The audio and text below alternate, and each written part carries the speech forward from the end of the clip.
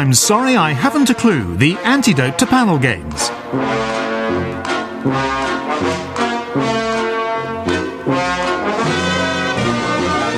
At the piano is Colin Sell, and your chairman is Jack Dee. Hello, and welcome to I'm Sorry I Haven't a Clue. You join us today in Milton Keynes. In the Middle Ages, this area became a centre of wool production. Sheep were driven to market for their wool, which was fulled. This means it was pulled and stretched, then pounded with a mixture of water and clay by wooden paddles. It was a slow, difficult process because the sheep didn't like it and kept running away.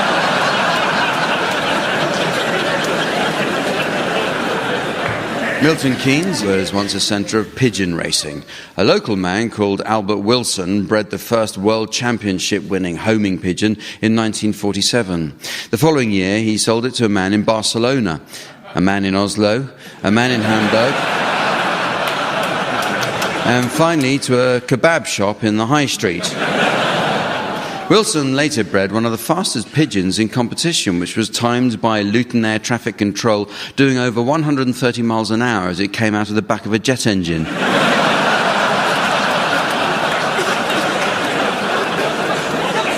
Until 1987, Marlborough Gate was the headquarters of the Flat Earth Society, but they disbanded after their membership fell off.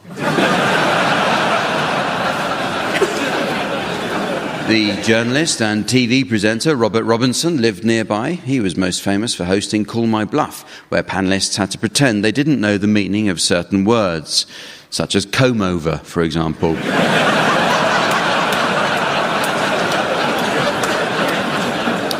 In 1998, Milton Keynes hosted a World Chess Championship qualifier between Anatoly Karpov and Nigel Short. The match ended with a shock move when Short sacrificed his knight in a pointless Sicilian defence, which saw Karpov declare an easy checkmate. But that's not the last time Milton Keynes has witnessed a pointless waste of a knight. Let's meet the teams. They are on my left, Barry Cryer and Graham Garden. And on my right, Tim Brooke-Taylor and David Mitchell. And making a welcome return and eager to enjoy the action, please welcome our scorer, the ever-delightful Samantha.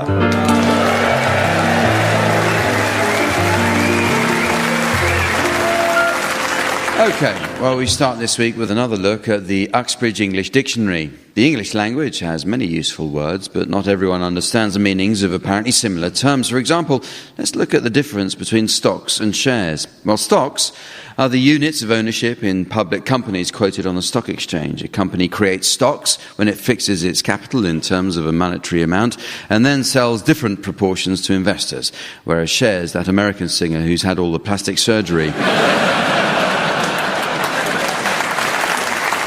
Word meanings are constantly changing, so teams, let's hear any new definitions that you've spotted recently. So, Tim, you can start. Adamant, the very first male ant. Barry? Torture. Rather like a torch, but even more so.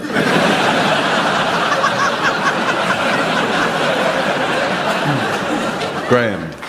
Minion, a tiny shallot. David? Diagnose, a proboscis which starts on the top right of the face and finishes on the bottom left. Buoyant, Adamant's son. Descant, an ant with an office job. Forebears, a really terrible night for Goldilocks. Distant, an ant who's been slagged off.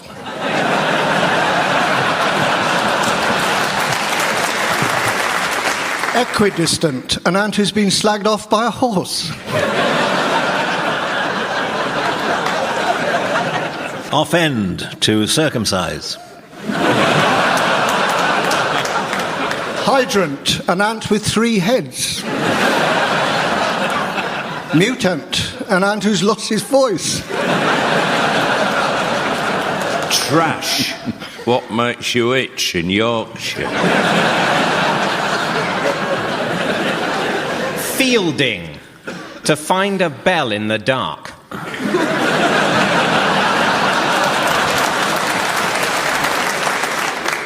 Towel.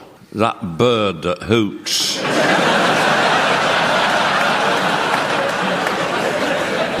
Tyrant, an ant who works for Quick Fit. Forecast. To have cutlery protruding from your posterior.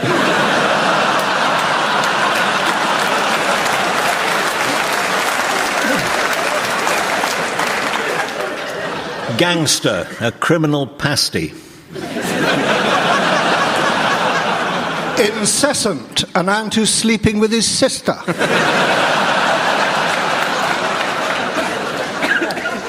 Faculty, Cockney for there's no more PG tips.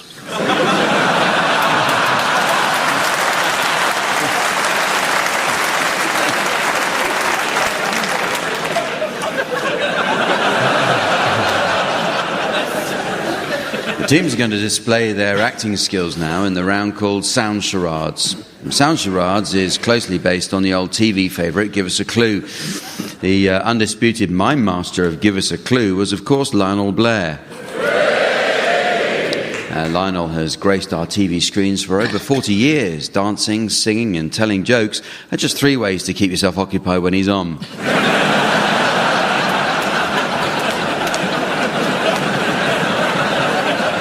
Tim and David, you're to start, please, and your title will shortly be displayed to the audience via the laser display screen. And for listeners at home, here's the mystery voice.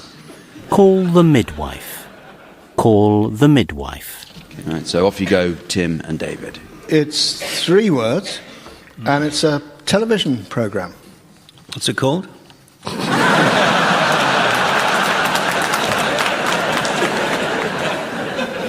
And it goes like this. As an elderly, eccentric billionaire, it's only right that I should be surrounded by those who mean a lot to me as I near my end. Specifically, all 3 women I've married. Of course, sir. And Brittany, your current spouse, is here, of course? Oh, well, what of Doris, my childhood sweetheart, who I divorced to celebrate making my first million? Yes, she's here, sir. And Patricia? I'm afraid she hasn't turned up. Telephone her immediately!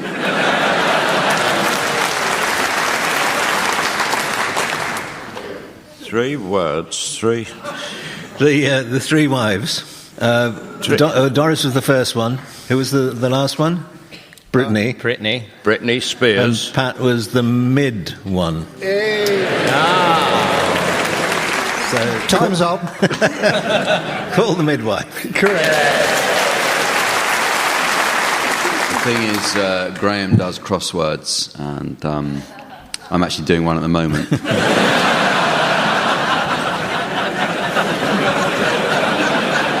Right, so the final title is being displayed for you, Barry and Graham, and here once more is the mystery voice for listeners at home. Monsters, Inc.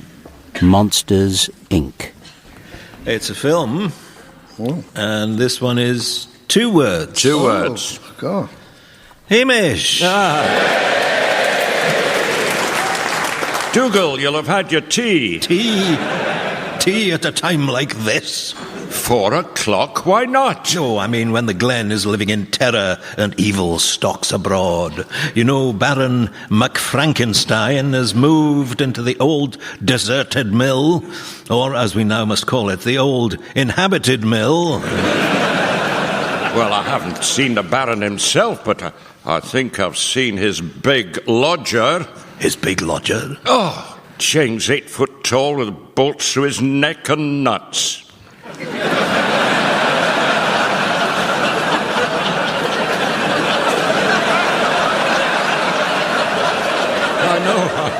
I know, it surprised me too. Well, that hideous monstrosity is a creature of the Baron's twisted mind. Oh. And it is vital not to annoy the giant, or he will seek a terrible vengeance. Oh, dearie me. Oh, Hamish, what have you done? Well, the creature wasn't looking. Aye. I borrowed a bottle of his royal blue writing fluid for my fountain pen. Then you're doomed. The hideous ogre will tear you to bits. But why? Because you stole the... Goodbye.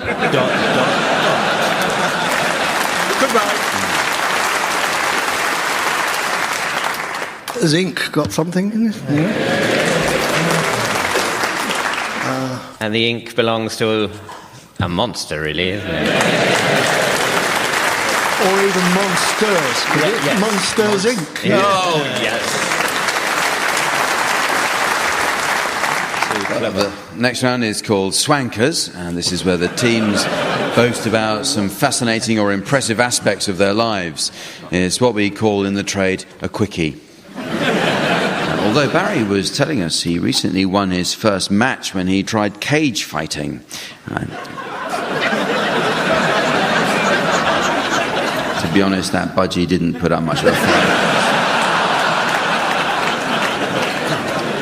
So in this game, the teams will be guests at a party where they take turns to unashamedly boast about something which each succeeding guest has to outdo. So off you go. We're not having turkey this Christmas. We're going to have a goose. A goose. Yeah, well, we're having a golden eagle. It's delicious. Tastes just like swan. We actually wanted to make it really special, so we've stuffed a goose in a swan and then stuffed both of them in a golden eagle. Yes. And we've persuaded a lion to eat the lot. Yes, we've hired a boa constrictor to eat the lion. And gas mark 7, it only takes a couple of days. Yes, we had that last year.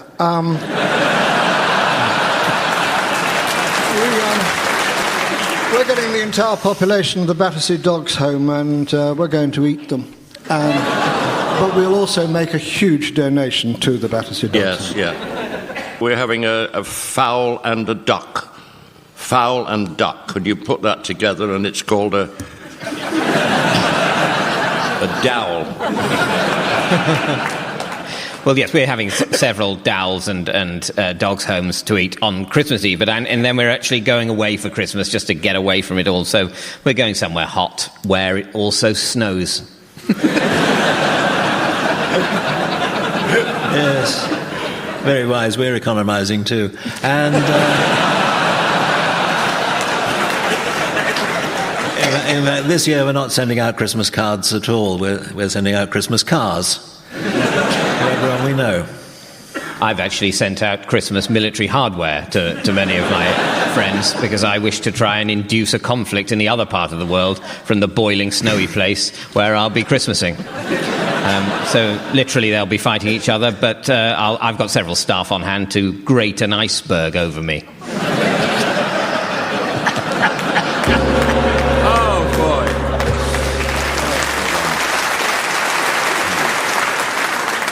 Well, it's now time to play the game called Mornington Crescent.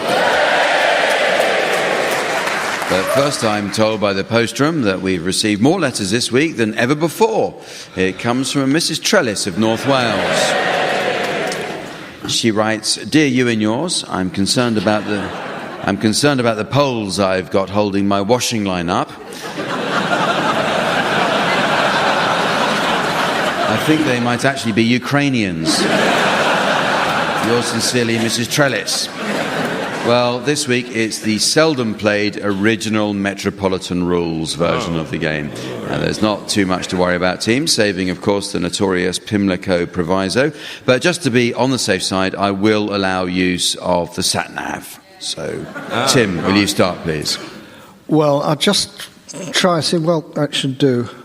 Continue on the current road. Oh, right. Oh, so that's Euston Road. So I will go to Fairlop, I think. Fairlop? That's what I said. Yes, but... Oh, boy, that's thrown me a bit. You are approaching a speed camera. What shall I do? Say cheese. Oh.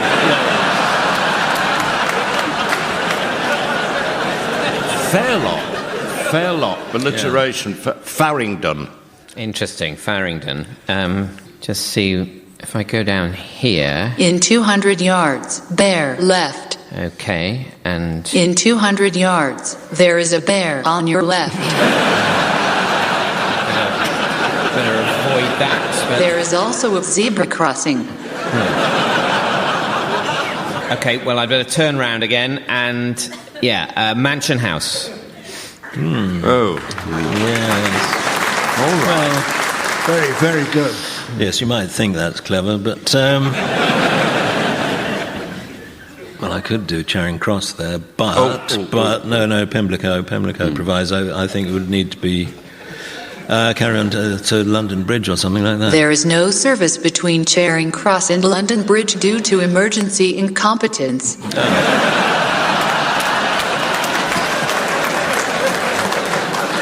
Well, that solves my problem. Strand. Strand? Yeah. In that case, I think I'll go Old Kent Road. Not that road. Why not? That road goes to Milton Keynes. Right, then in that case, I'll go to Albemarle Street. Albemarle Street. Pimlico. God, I'm blocked here, I'm blocked. Dord Struth Mate. Notting Hill Gate. Who gives a toss? Charing Cross. Okay. You can do it. Okay. Maybe if I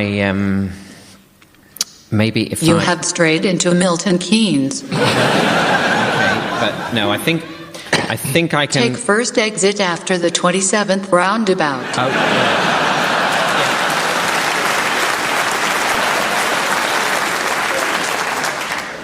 I might have to... Look, a field full of concrete cows. No, it's the MK Duns.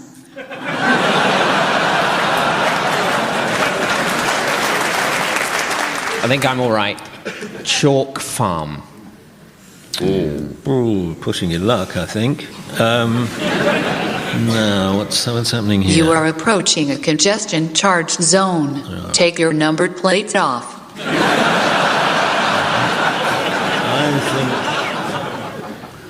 I think I'm onto a winner here. Yep. I'll just confirm it, though.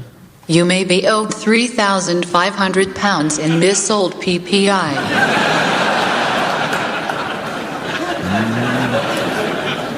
Not the advice I was hoping for, but I'll go to Camden Town. Camden Town? Yeah, like that. Oh, well, I'm going to say Fulham Palace Road. Recalculating due to traffic information. Just go home. Oh, all right. Mornington Crescent.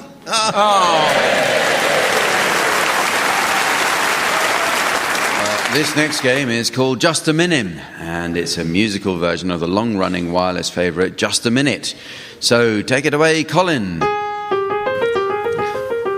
Colin, I said, take it away. Take the piano. Take the piano away. So as the... Don't encourage him.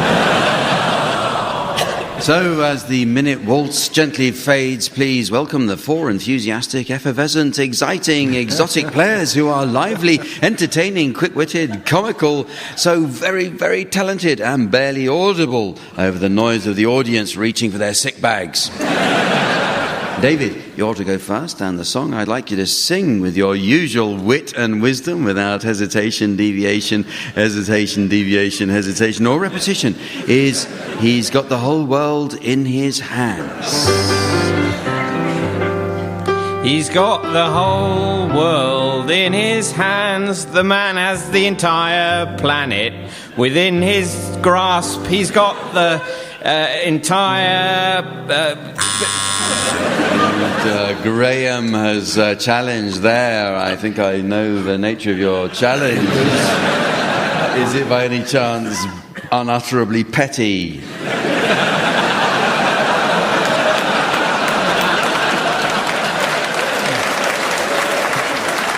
Well, if we're going to play by the rules of the game, it was repetition of entire.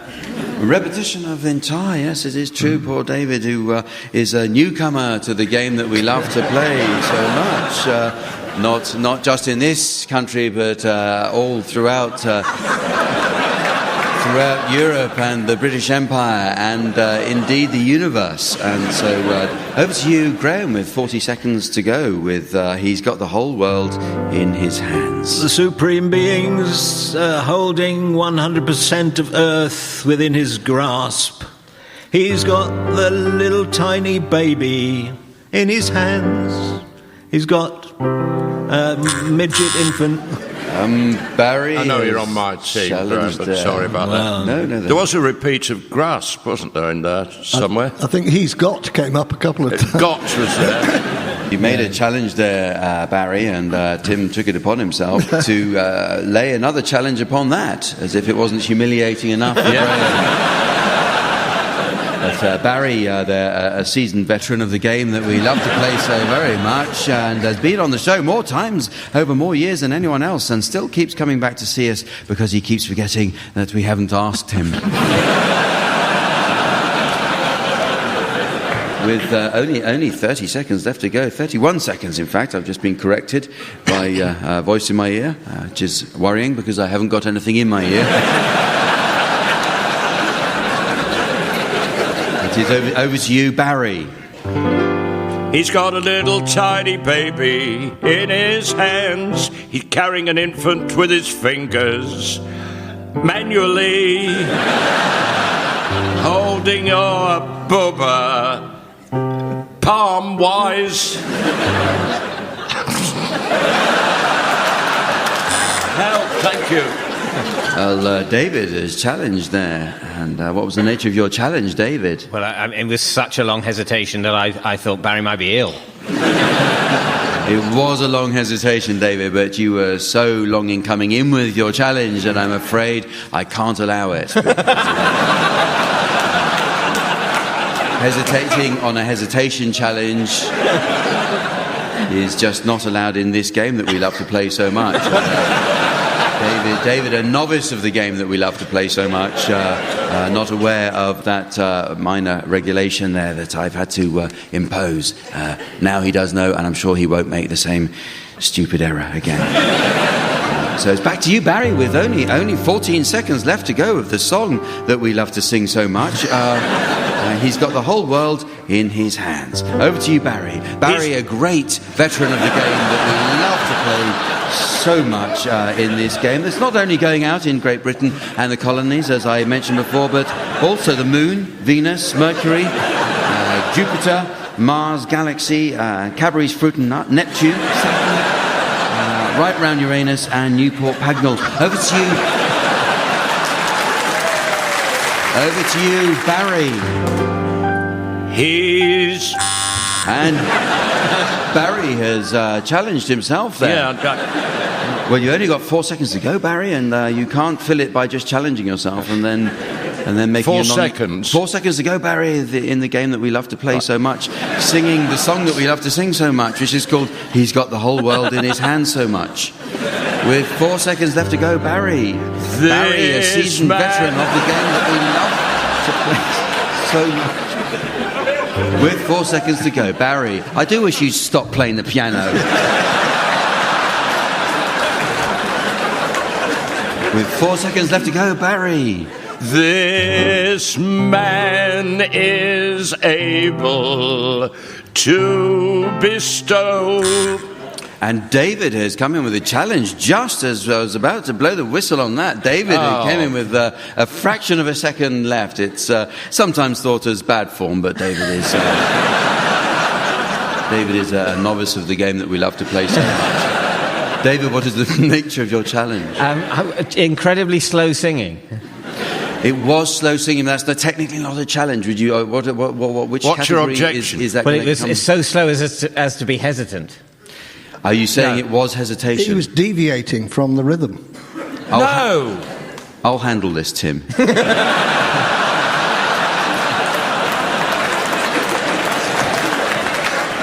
I can allow that. I think it was a fair challenge that David has come in with, and because the audience enjoyed your challenge so much as well, I'm going to give you a bonus point and a fluffy toy and a book token. And chairmanship of the Co-op Bank.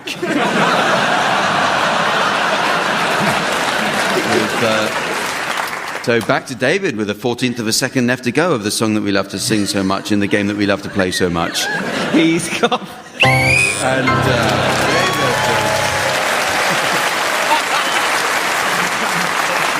It's very nearly the end of the show, but there is just time to fit in a round that should be of interest to churchgoers.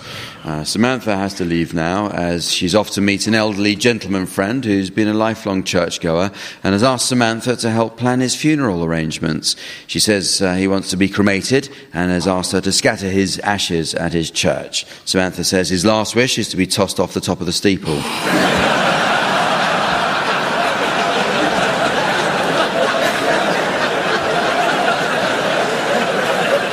So while she's away doing that, I'll ask the teams to suggest the titles of movies that would be sure to delight an audience of churchgoers. Can you start us, Graham? The Vicar Man. Barry. Winnie the Pooh. Tim. I Know What You Did Last Supper. David. Dude, where's my cardinal? The Nuns of Navarone. Chaplin.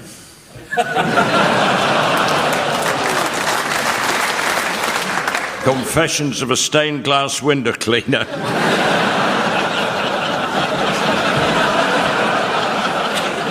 Alter President's Men.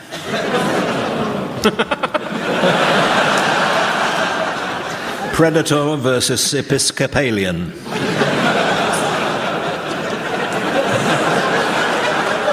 Waiting for God. Oh. Anointment with Death. Gunfight at the Bach Chorale.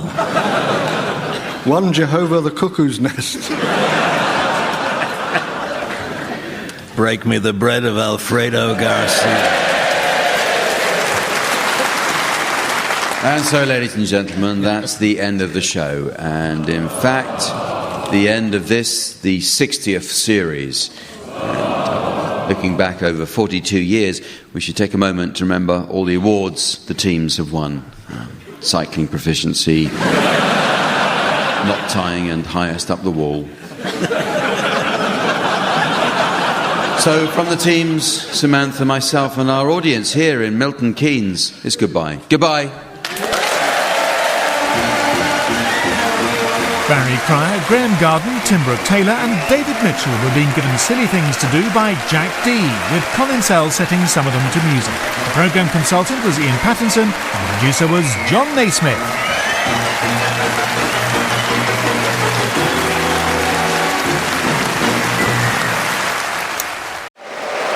Hello and welcome to I'm Sorry I Haven't a Clue. You join us this week on a trip to Malvern in Worcestershire, the county that's beautiful, historical and unpronounceable to Americans. Malvern is rightly proud of its spring water. The nearby hills consist of very hard granite and limestone rock. Fissures in the rock retain rainwater which slowly permeates through, escaping at the springs where it's collected, bottled and then sold. The rest of the country has taps.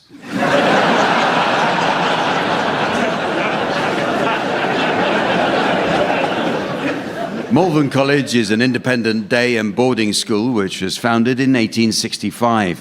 Famous alumni include C.S. Lewis, who has said it was his experiences here that inspired him to write the Chronicles of Narnia. The inspiration for the lion came after a visit to Twycross Zoo.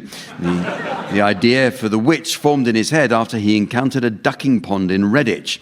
And the sensation of being trapped in a nightmarish parallel reality after the back falls out of a faulty wardrobe was inspired by a visit to IKEA Birmingham. The government's chief medical officer and COVID czar, Chris Whitty, is another old Malvernian. And when the college finally completed its £20 million state-of-the-art new school building during last year's pandemic, they specially invited Chris Whitty to close it.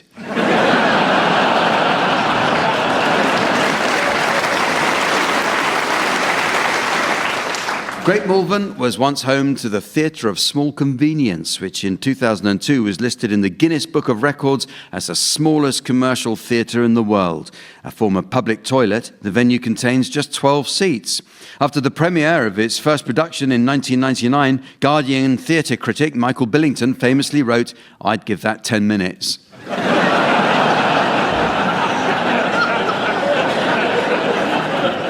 At every local restaurant, the waiter will tell you after you've ordered some, Malvern spring water is famed for containing just nothing at all. And if you're wondering quite how it's possible to bring nothing to the table, let's meet the teams. On my right, please welcome Marcus Brigstock and Rachel Paris. And on my left, Rory Bremner and Graham Garden. And taking his place on the scoring desk next to me, please welcome our resident tree trunk in trunks, the immaculate Sven.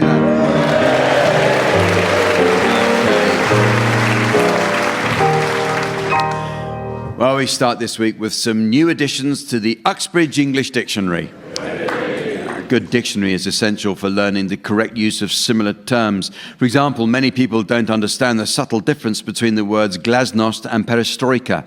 Well, glasnost is the policy of open government and freedom of information instituted by the Russian leader Mikhail Gorbachev in 1985, whereas perestroika are two centre forwards from Birmingham.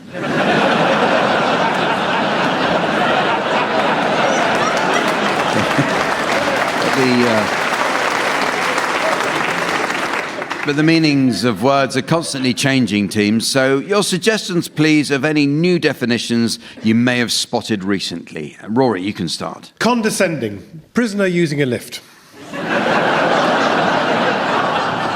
Rachel. Draft. A thing that floats on water. Marcus. Kudos. The second line of shoppers at a Spanish supermarket. And Graham. Inarticulate. Stuck on the road to Dover.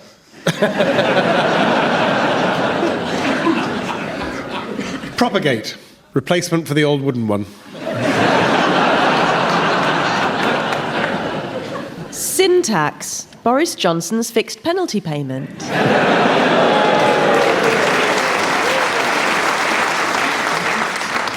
Ineffable. Impossible to seduce.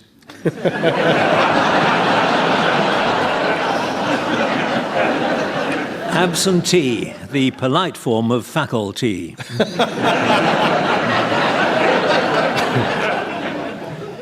Indict. Birmingham food that's within its sell-by date.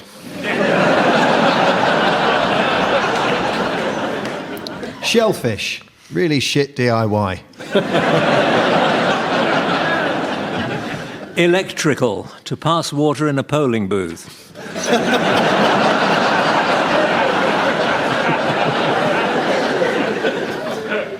Hippocampus. University for hippos. Goatee, the one before goat F.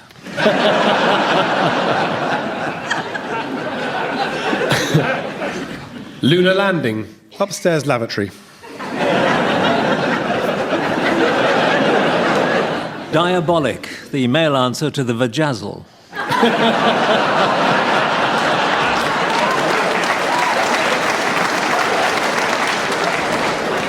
Well, the teams are going to do a spot of acting for us now in the round called Sound Charades. Now, this game is all about miming, the theatrical technique of suggesting action, character, or emotions without words. And one of the world's most famous mimes was Jack Lecoq, which, curiously enough, was the nickname I acquired among hotel staff on a recent holiday to France. In our version of the game, team members are permitted the use of their mouths. So, Marcus and Rachel, you're to start, please, and your title will shortly be displayed to the audience via the laser display screen. And for listeners at home, here's the mystery voice. Strictly ballroom. Strictly ballroom. So off you go, please, Rachel and Marcus. This is a film and it's 2 words. Yes. Hello, is this the official underwear maker to the Supreme Leader of the Democratic People's Republic of North Korea? Who wants to know? Our dear leader is extremely displeased with the latest consignment of elasticated briefs you have provided. Oh, I'm very sorry to hear this. I know the rules. Can you let me know the problem? Yes, the great Field Marshal General finds these latest intimate garments too tight in the gusset. Oh. He demands space for the esteemed and prodigious meat and 2 veg to breathe. Well, I fling myself at the feet of our nation's bountiful father, and I vow to provide a more generous, nay, voluminous gusset. On pain of death? Oh, yes, of course, yes. I'm just writing that down now. More commodious gusset on pain of death. Got you. Thank you for calling. Goodbye. Goodbye.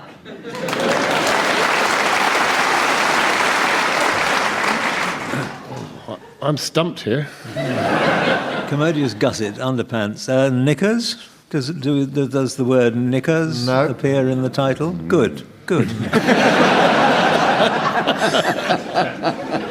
It's Kim Jong-un. Mm-hmm. No, nothing there either. No. Going well. He's asking for, more space for what he might have. For his kit.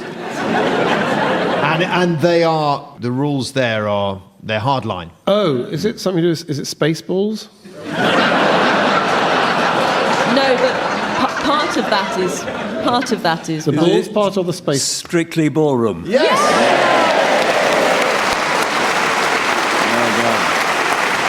Okay. Your turn, Rory and Graham. Your title is now being exhibited on the laser display board, and here again is the mystery voice for listeners at home. Charlie Girl. Charlie Girl. This is a film and a stage musical, and it's 2 words. I wonder if you can help me. Doctor. I'll certainly do my best, Your Royal Highness. I'm thinking of having a little pruning done. Well, I'm afraid I don't have green fingers. Yes, so I see. No, I'm thinking of having a slight gender reassignment.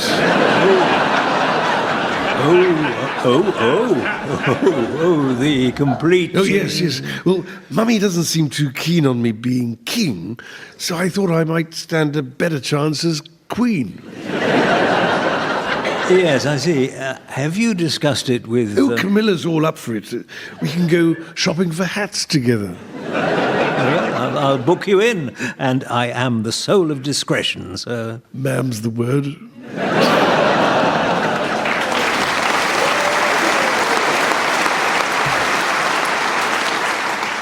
Obviously, it's Prince Charles. Yes. Halfway there.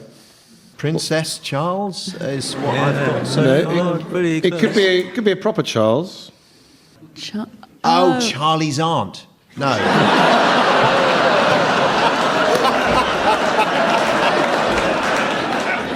I was hoping I'd look a little younger, actually. Charlie girl?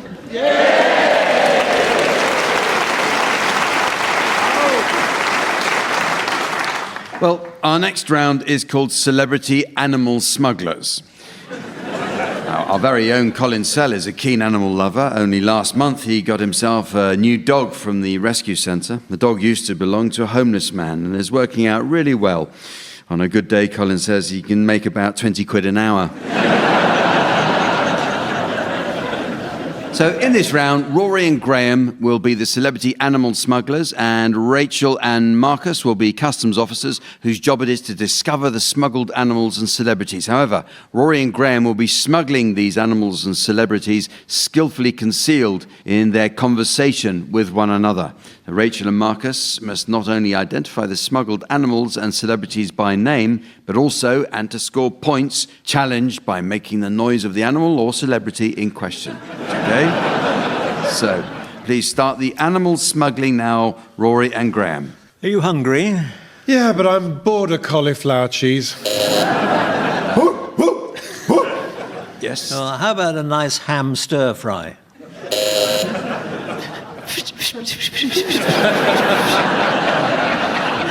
We had that last night at the big showbiz party. Oh, I held back Katie. Price was way too high. I'm a businesswoman at heart. Katie was there, actually, in disguise. Yeah, I bet the whole house spied her. Scuttle, scuttle. Scuttle, scuttle. The Panamanian white-faced capuchin monkey wasn't there, was he?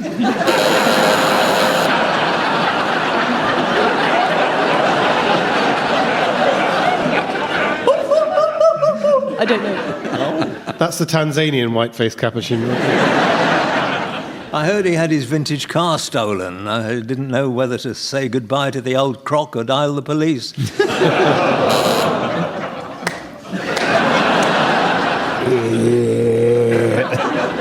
I've got a little Spanish motor. Oh. These Catalan cars are very compact. Oh! No, it's Alan Carr. That's what he means. Alan Carr. Oh, I can't believe I missed it.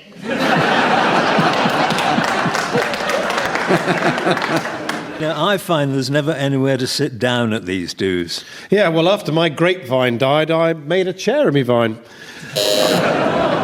Loads of people calling in today, 2891. Do give us a call. Find at bbc.co.uk. Really want to hear what people think about this one. Oh, good. Okay, so let's try that the other way around. And Graham and Roy, you will be customs officers, and Rachel and Marcus, the celebrity animal smugglers. So again, Graham and Rory, to score points, you must challenge by using the noises these particular animals or people make. Well, you know how it works anyway. So would you start your celebrity smuggling now, Rachel and Marcus? Rachel, is your tea okay? Well, it could be otter.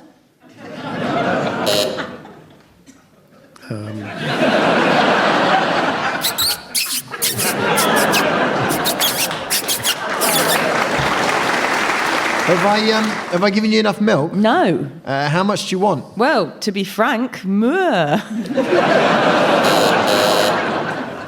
Frank Muir, that is. And today's word is revelation. I've been meaning to ask, how was your trip to the Garden of England? Did you enjoy it? Honestly, I found Kent odd. What's a lovely day? What's a lovely day? Imagine sticking a cucumber through a letterbox and saying, the Martians have landed. It was Michael Portillo, wasn't it? Ken Dodd. I'm worried about your voice. You're sounding a little hoarse. Sorry. Well, I was shouting and singing with your dad's brother again at the weekend. You know how he gets. Yeah. Was he wearing his special diamonds? Oh, yes, as ever. Well, that's duly Uncle Larry. I'm very sorry, I was slow on the uptake there.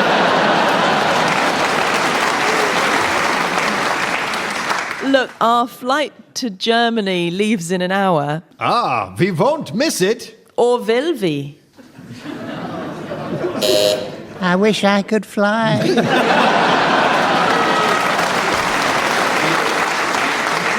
You know, if we miss the flight, we could just get the ferry. What if we see another small insect on the front of the ship? I don't think there'll be an ant on deck. So, that's very clever. You get 2 for the price of 1 there. Actually, I think you do. Look, I'll pack her the suitcase.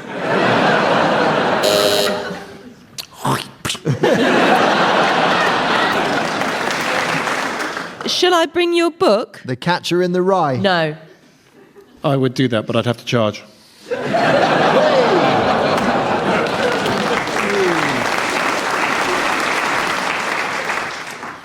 Well, this next round is all about reviews. As we all know, everything is reviewed almost instantaneously these days. Only last week, Marcus Brigstock stumbled while walking onto the stage at his local comedy club, and minutes later received a 5-star review on TripAdvisor. In this round, I shall present the teams with a selection of genuine internet reviews, and their job is to correctly identify to what the review is referring, okay? We'll start the first one for you, Marcus. I'll give you the review. I need to know what it's referring to. So we've just had 2 leaky ones. Not sure if this is a coincidence. Grandparents? No offence.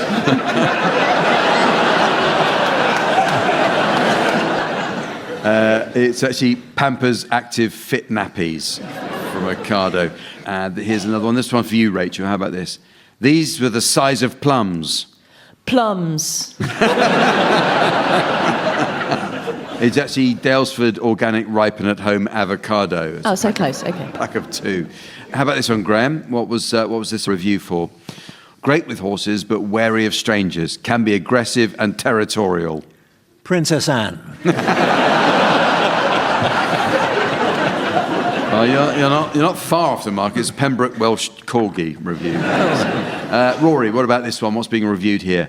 Like stepping back in time. Malvern! It was actually from Malvern Museum. Well, here are some for any of you to have a go at, okay? See what you think of these. If it's good enough for the Queen, it's good enough for anyone. Cliff Richard and Alan Titchmarsh on a bus.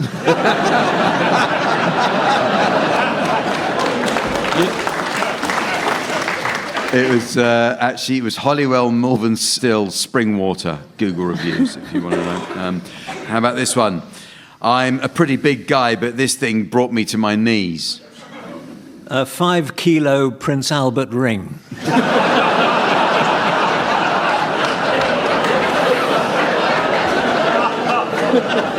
It was saber pepper spray and stun gun. Someone should have told him you're not meant to use it on yourself. What is this review referring to? The cups were covered in an oily substance. Michael Gove's kitchen. It was actually solo party cups. Other reviews included, I order these every couple of months and they are way better than holding water in my hands.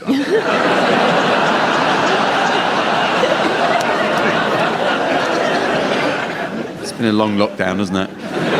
Okay, what about this one? What's this review referring to? It tastes like feet that don't get cleaned often. Shoe pastry.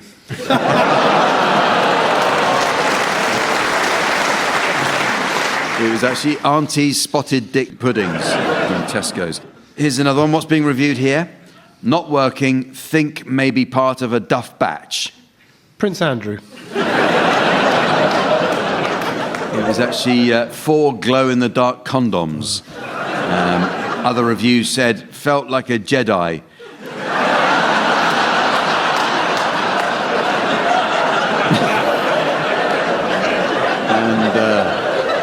And they were spot on for our Chernobyl role play evening.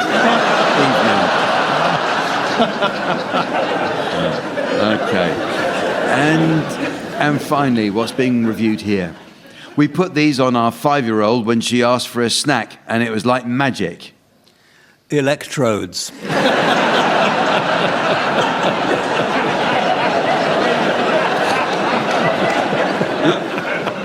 It was actually rubber finger covers for cheesy, greasy or sticky fingers. Finger food utensil. For Christ.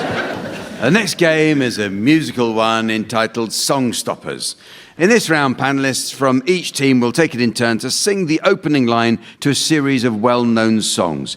It's the job of their teammate to answer each opening line in a manner likely to end the song altogether. Piano accompaniment will be provided by Colin Sell. Colin tells us he's been on the road performing with 2 of the Killers, untreated hypertension and type 2 diabetes.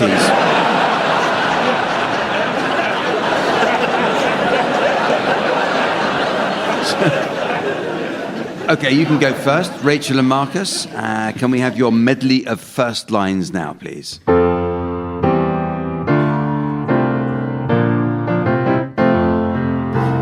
When are you gonna come down? When are you going to land? Well, this is Ryanair, so your guess is as good as mine.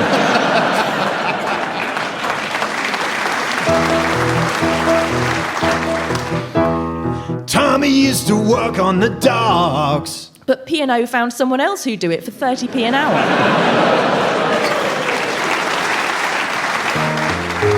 Watching every motion in my foolish lover's game. Yes, I do wish you'd close the bathroom door when you do that.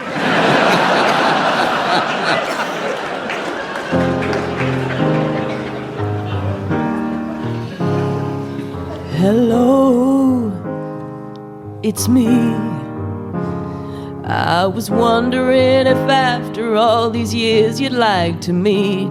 New phone, who dis?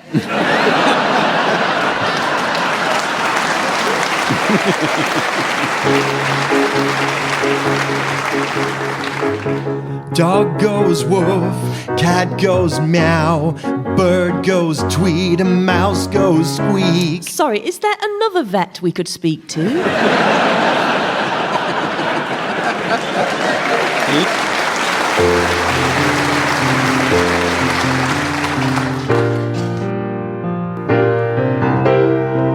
Well, it's been building up inside of me for, I don't know how long. Yes, I'll open the window.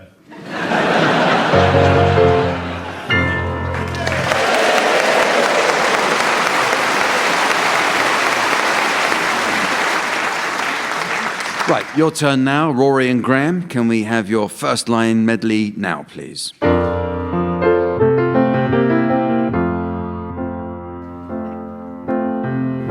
A bottle of white, a bottle of red, perhaps a bottle of rosé instead.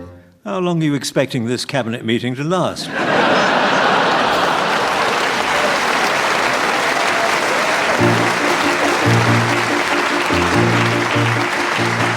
To dream the impossible dream, to fight the unbeatable foe, to bear with unbearable sorrow, and to run where the brave dare not go. And is that why you joined the Liberal Democrats? I like big butts and I cannot lie. My goodness, that's a lot of rainwater.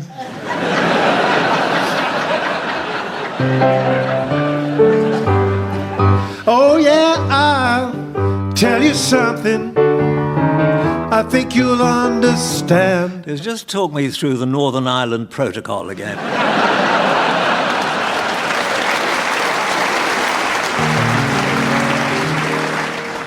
I'll be your long-haired lover from Liverpool, and I'll do anything you say. Could you go back to Liverpool, please?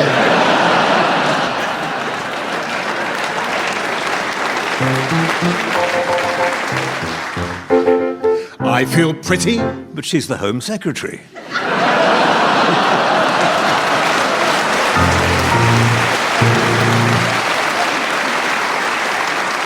Well, it's very nearly the end of the show. Right. There is just time to fit in a quick round of car or bedroom, and in it, I'd like you teams to come up with examples of phrases that might be suitable to use in either the car or the bedroom. Graham, you start, please. Why don't you stop and ask that man for directions?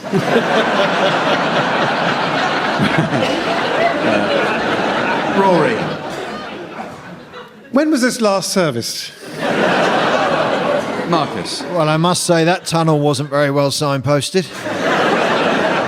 Rachel. Keep going, keep going, keep going. Stop. Literally, just another inch, you're in. Now, when I hit it with my clipboard, I want you to stop.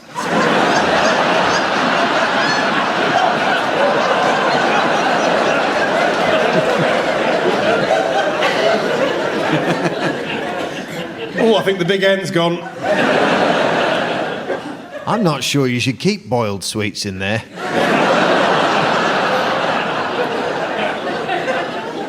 Check the mirror before you pull out. Oh, this idiot's right up my arse.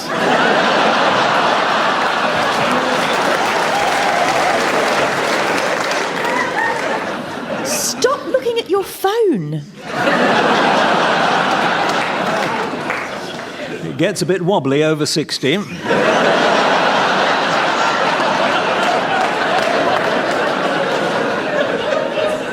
I spy with my little eye. If she thinks I'm going to stop just because she's put her thumb up.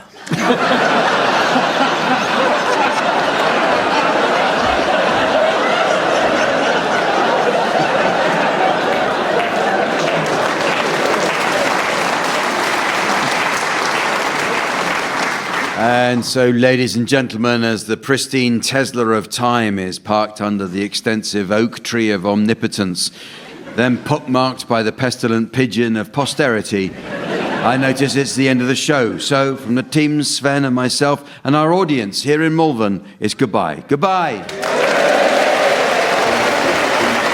Rory Bremner, Marcus Brigstock, Rachel Paris and Graham Garden were being given silly things to do by Jack Dee, with Colin Sell setting some of them to music. The programme consultants were Fraser Steele and Stephen Dick, and the producer was John Naismith.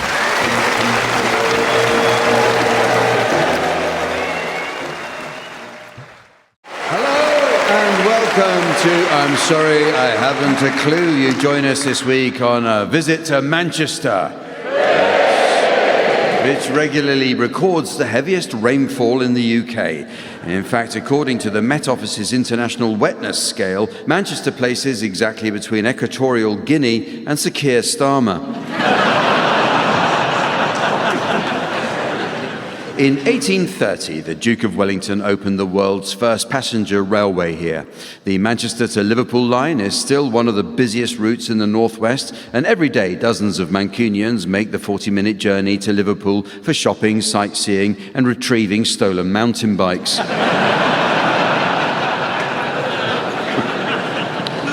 Manchester's famous Curry Mile on the Winslow Road is home to a huge collection of Indian restaurants and takeaways. The Curry Mile is actually only half a mile long. It just feels like a mile when you're desperately trying to make it back to your house in time. It's not for nothing that the area is called Rush Home.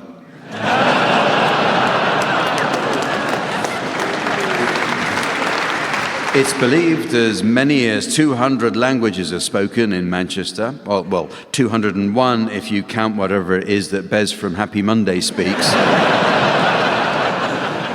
Professors Novozolov and Geim won a Nobel Prize for developing graphene at the University of Manchester. Graphene is the world's thinnest substance, the width of a single carbon atom. It's thought the pair were inspired to create their super-thin material after stopping at a Services on the M62 in Yorkshire and examining the filling of their ham sandwich. But they're not alone in peddling a line of unbelievably thin material. Let's meet the teams. On my right, please welcome Gary Delaney and Rory Bremner. And on my left, Pippa Evans and Tony Hawks. And taking his place on the scoring desk next to me, please welcome our resident tree trunk in trunks, the immaculate Sven.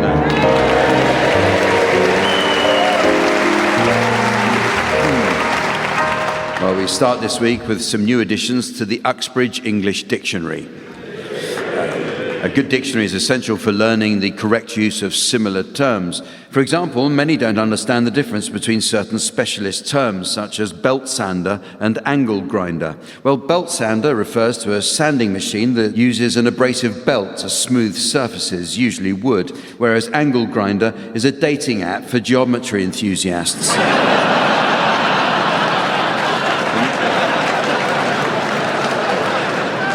But the meanings of words are constantly changing, teams. So your suggestions, please, of any new definitions you may have spotted recently. Pippa, you can start this. Misconception. Teenage pregnancy. Gary. Turrets. The part of a castle where you go to swear. Rory. Bishopric. Annoying clergyman. Tony. Sea lion. Something that gets the creases out of seals.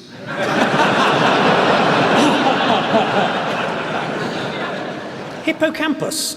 The part of the brain used to imagine what it would look like if hippos went to university. Netanyahu. An Israeli search engine.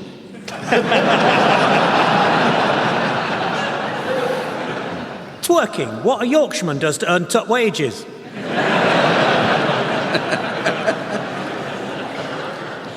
Terse. What a Geordie has at the end of his feet.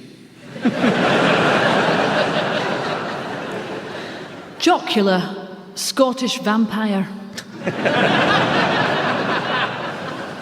Pilot whale. The first ever whale. Tendentious. 5 pairs of false teeth. Simeon, a state of semi-arousal caused by watching monkeys have sex.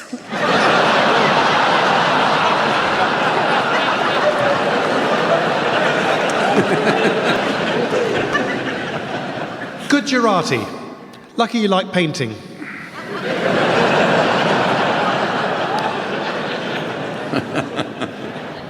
Okay, well, the teams are going to sing along to some well-known songs now in the round called Pick-Up Song. In this round, Sven will spin the discs, and each of you teams will sing along to your records until Sven turns the music down. If, on its return, you're within a gnat's crotchet of the original, I'll be awarding points. And points mean a frankly stomach-churning exercise in the denial of independent thought. What do points mean? Yes. And this week's prize is the perfect high-fidelity system for your classic flying car. It's this Chitty Chitty Bang Bang and Olufsen. Gary, you can start, and I'd like you to accompany Manchester band, the Bee Gees, singing Stayin' Alive. Well, you can tell by the way I use my walk, and I'm a woman's man, no time to talk. Music loud and women warm, I've been kicked around since I was born. That's all right, I'm okay. You may look the other way. We can try to understand the New York Times effect on man. Whether you're a brother or whether you're a mother, you're staying alive, staying alive. Feel the city breaking and everybody shaking, and we're staying alive, staying alive. Ah, ah, ah, ah. Staying alive, staying alive. Ah, ah, ah, ah. Staying alive.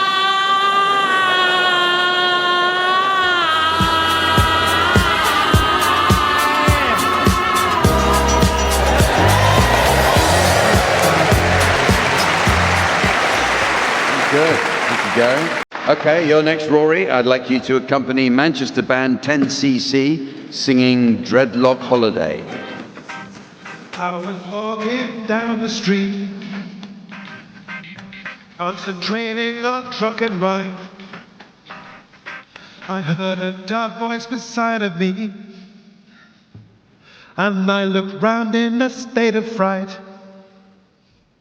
I saw 4 faces, one man, a brother from the gutter. They looked me up and down a bit and turned to each other.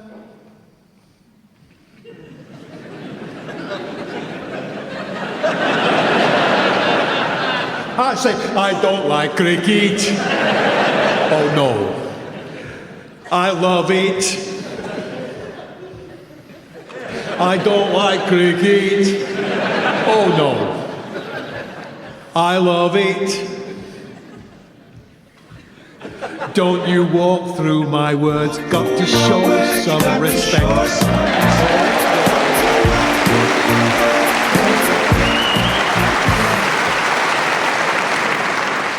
The way you're clapping, he was miles out. You now, Tony, would you accompany Manchester?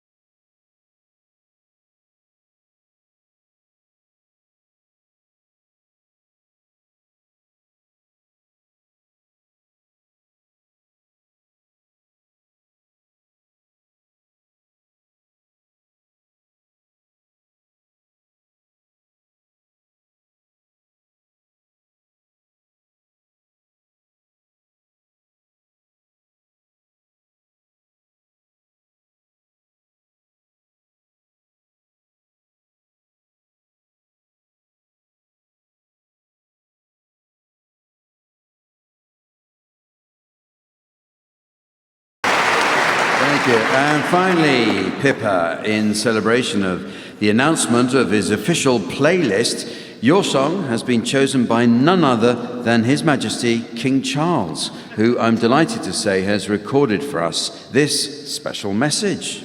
Thank you so much. for inviting me to choose a pickup song for your show. This is one I used when I picked up Camilla. Great thing is, whenever you hear it, you just can't help wanting to get up and dance. It's O Mio Bambino Caro by Puccini, sung by Kiri Takano.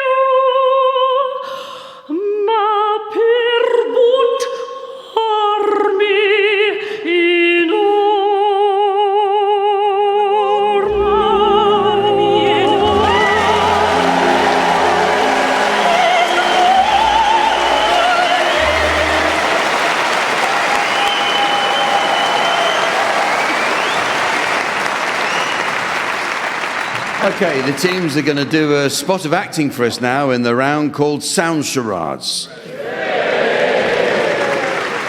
In our version of charades, team members are permitted the use of their voices. So Pippa and Tony, you're to start, please, and your title will shortly be displayed to the audience via the laser display screen. And for listeners at home, here's the mystery voice. Whose line is it anyway? Whose line is it anyway? Okay, off you go, Pippa and Tony. Right, this is a TV show. It's got 5 words. Okay. I really must insist you remove your petticoat and take down those knickers. I beg your pardon. And that blouse and stockings. But I've only just hung them out to dry. Ah, that's as may be, madam. But this is my garden. It should be quite obvious to anyone that one end of the cord is tied to my house and the other to my tree. Both on my side of the hedge. But I always hang my washing here. Not anymore, you don't. You can't stop me. Can't I? Then answer me one simple question.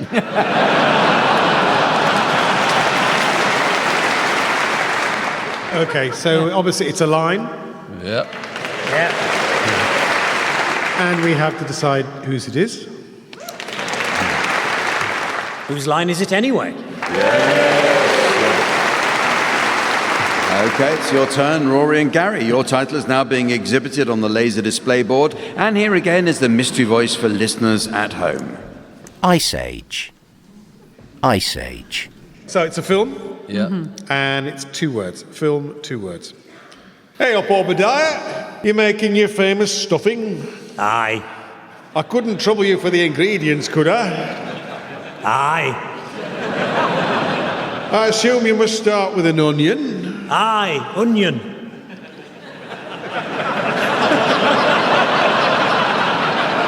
And a clove of garlic. Aye, garlic. Breadcrumbs. Aye, breadcrumbs.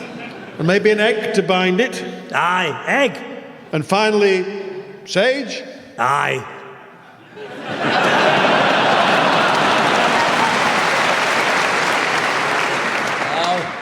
He didn't want to say sage again, did he? Not No. after I. No, he didn't. Otherwise, he would have said, I Ice sage. Age. Well done. Okay, the next game's a new one called Marching Time. In these troubled times, people seem to have lost their sense of pride. Well, we've all seen movies where a platoon is marching along, chanting a rousing chorus, raising their spirits and bigging themselves up. So now we're going to try out some marching chants for other occupations. The formula is a call and response between the 2 teams, and the marching feet are provided by the King's Own Grenadier Guards. So it's up, 2, 3, 4, and let's hear those marching feet, please. Right, I'll call out the name of each team in turn, together with the name of a different occupation or group, after which you teams will begin your chant. And the first up is Rory and Gary. And you, Rory and Gary, will be the Greater Manchester Police. We're the police force, we solve crime. We're the police force, we solve crime. Thanks for dialing 999. Thanks for dialing 999. There's no one here to man the phone. There's no one here to man the phone. Leave a message at the tone. Leave a message at the tone. Okay, your turn now, Tony and Pippa, and you will be supermarket self-checkout supervisors. Standing watching all of you. Standing watching all of you. Scan every other item through. Scan every other item through. To stop you stealing, I'll get tough. To stop you stealing, I'll get tough. I don't get paid enough. I don't get paid enough. Back to you, Rory and Gary, and you'll be former Mock the Week panellists. Once on TV, I was hot. Once on TV, I was hot. In my 50s, now I'm not.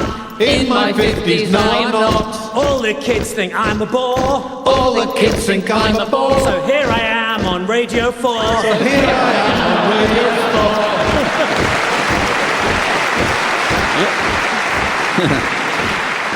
4. You now, Tony and Pippa, and you are gentle parents. 1, 2, 3, 4. Gentle parenting's the way. Gentle parenting's the way. Never shouting, not today. Never shouting, not today. Though I discipline with grace. Though I discipline with grace. I want to punch them in the face.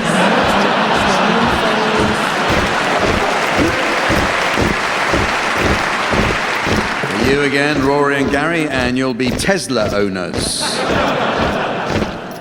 Out of range, the battery's dead. Out of range, the battery's dead. Now we're walking home instead. Now we're walking home instead. To save the earth, we took a punt. To save the earth, we took a punt. But it turned out Elon isn't nice.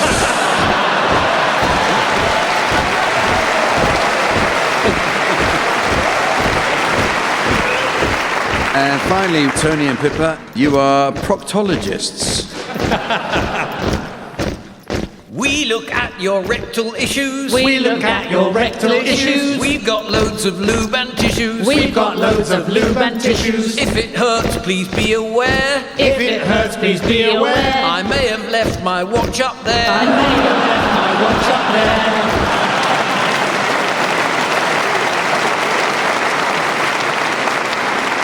Well, it's now time for a round that's all about the world of broadcasting, which seems to announce a new programme commission daily. For example, Amazon Prime have announced a new reality show in which a disagreeable, boorish man suffers a midlife crisis, leaves his wife, and with no relevant experience or qualifications, opens a chemist shop, then grumbles how it doesn't make any money. It's called Clarkson's Pharmacy. Now, the people whose job it is to come up with ideas for radio and TV shows can be remarkably lazy with their programme titles, so I'll ask the teams to assume the role of continuity announcers, introducing examples of programmes where the content has been contrived to suit what someone thought would make a clever title. Tony, you can start. Coming up next on BBC One, the crime drama set on a well-known Scottish archipelago, now sadly polluted by sewage discharge. That's Shitland tonight at 9. Gary. Coming up next, it's the crossover you never knew you needed. Ocean's 11 meets Radio 4. But controversy strikes as the charismatic lead is replaced by Jack Dee in I'm Sorry, I Haven't a Clooney. Rory. Later on Radio 4, a new series in which Kirsty Lang travels to each region of the UK in an attempt to find the country's finest sperm bank. That's Round Britain Jizz, this Friday at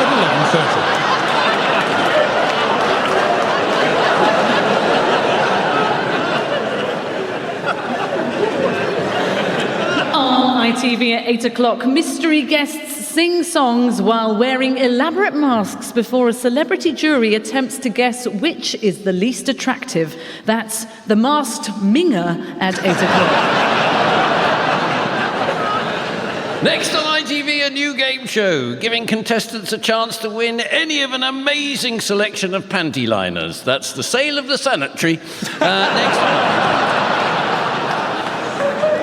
Coming up next, Chris Hemsworth is back in the Marvel crossover that's also a sequel to Frozen. Thor.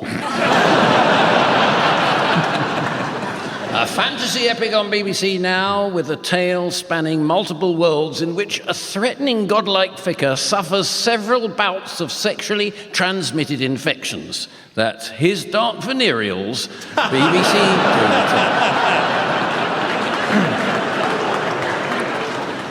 Next on BBC Two, Dara O'Brien is back as the host of the quickfire topical panel show for Chinese cannibals who eat the shy. It's Wok the Meek.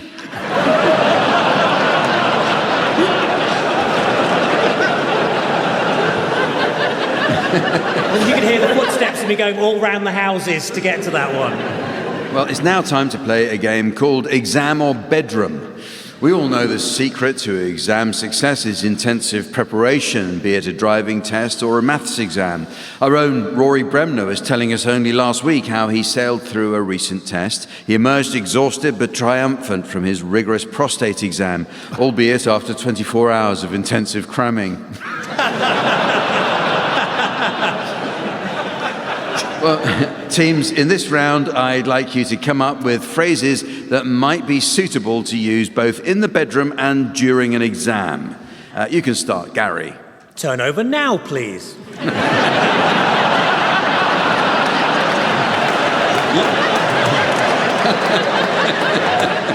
Tony.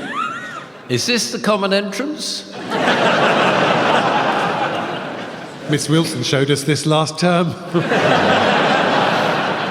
Excuse me, when I'm finished, I'm allowed 15 minutes on my own. No one told me this would be in there.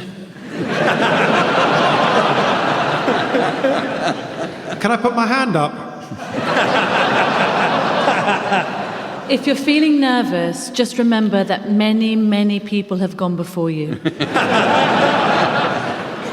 Remember, no going to the toilet halfway through. It was a lot to take in, but somehow I managed it.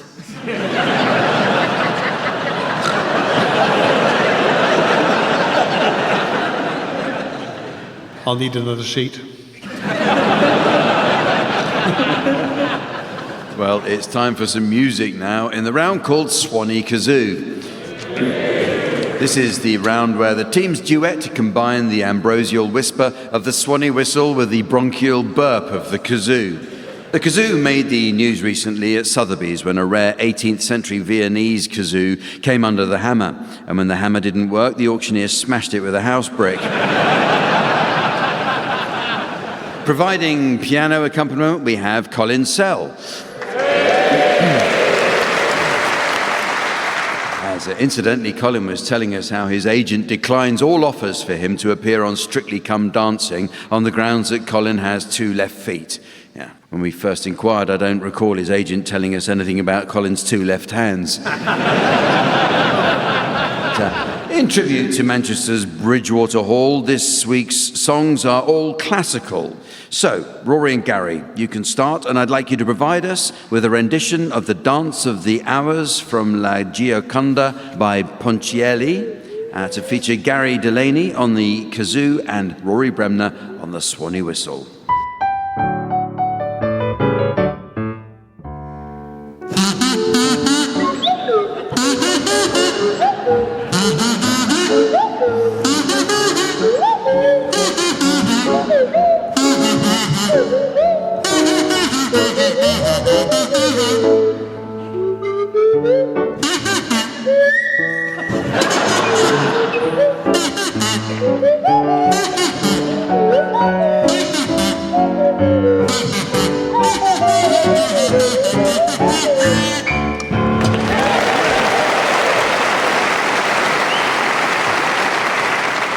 now, Tony and Pippa, I'd like you to provide us with a rendition of the Pizzicato Polka from Sylvia by Delibes, to feature Tony Hawks on the kazoo and Pippa Evans on the Swanee whistle.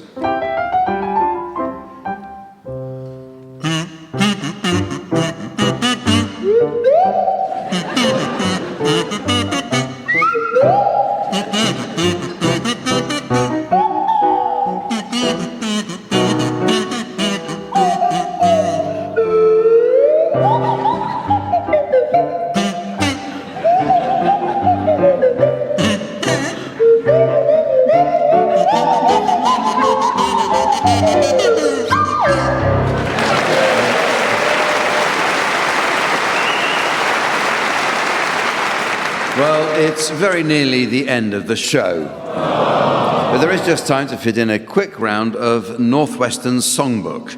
Sven recently visited the Northwest to play a game of rugby league with a team of strapping northern lads he met for the first time in the changing room before the game. Though renowned for his spectacular tattle, Sven was understandably nervous he might not fit in. He needn't have worried, scoring 5 times, including 2 conversions and a successful last-minute try. And he said the game afterwards was a lot of fun as well. In this round, teams, I'd like you to suggest for us the titles of songs likely to prove popular with an audience from the northwest of England. You can start, Gary. Message in a Bootle. Pippa.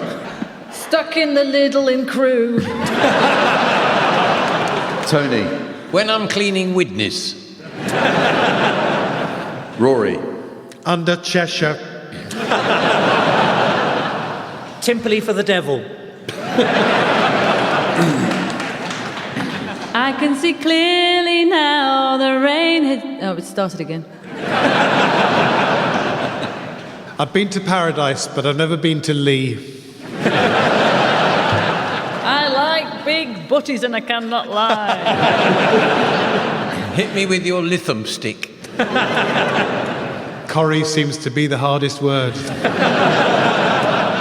And so, ladies and gentlemen, as the treasured premiership title of time is surrendered at the Etihad of eternity, and the trusty Old Trafford dinner lady of destiny is dismissed by the billionaire bastard of brutality, I notice it's the end of the show. So, from the teams, Sven, myself, and our audience here in Manchester, it's goodbye. Goodbye. Barry Delaney, Tony Hawks, Pippa Evans and Rory Bremner were being given silly things to do by Jack Dee, with Colin Sell setting some of them to music. The programme consultants were Fraser Steele and Stephen Dick, and the producer was John Naismith.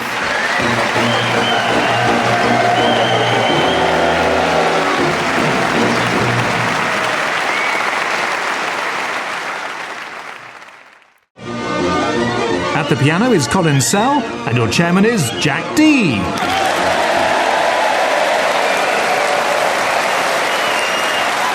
Hello and welcome to I'm Sorry I Haven't a Clue. You join us this week for a second visit to Gateshead on the south bank of the River Tyne. The name Gateshead is a corruption of the original name for the town, which was Goatshed. In Roman times, the garrison here was occupied by troops from northern Italy, where they kept mounting goats. And the penalty was exile to Gateshead. Gateshead enjoys fine views across to Newcastle, or as it's now known, Sports Directville.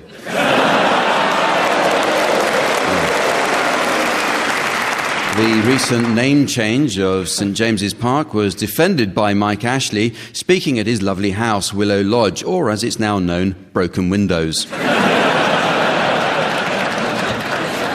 As the Tyne docks were amongst the last in Britain to decline, they attracted labour from other ports, including Liverpool. When the last quays closed here, the Liverpool dockers took their redundancies and went into small businesses. Through a skylight, usually.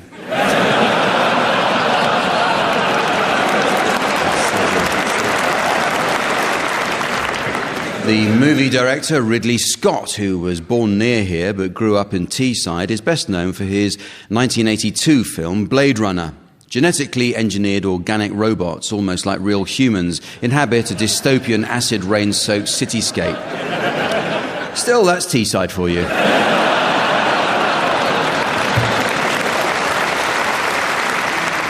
Blade Runner wasn't a commercial success, but after 30 years has become a cult classic. What other long-term failures here might eventually reach a minority audience? Let's meet the teams. On my left, Barry Cryer and Graham Garden. And on my right, Tim Brooke-Taylor and Marcus Brigstock. And placing her comfortable seat on my left hand, please welcome our scorer, the ever-delightful Samantha.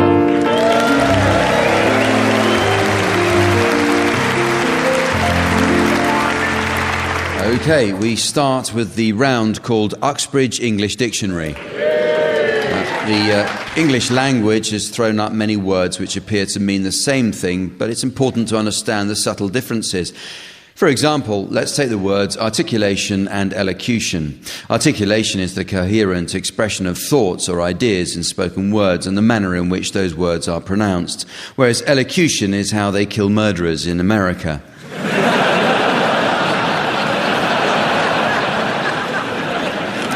Words are constantly changing their meanings, team, so I'd like you to share with us any new definitions you may have spotted recently. Tim, could you start? Why I, Geordie Broadband. Graham. Fiddle-dee-dee, Jack's violin. Barry. Peckish, rather like Gregory Peck. Marcus. Brisket, fast-moving old man.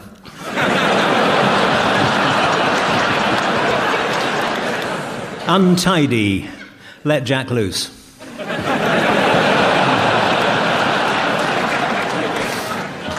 Bordello, offhand greeting.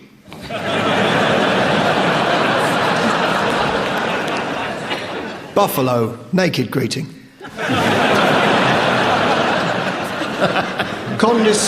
Condescending, criminal going down. Turpentine, a Geordie highwayman. Kindling, digital book burning.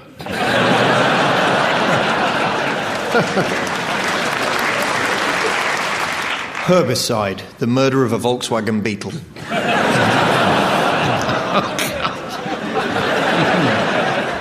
Shrubbery, what Sean Connery says when he sends a chicken back in a restaurant.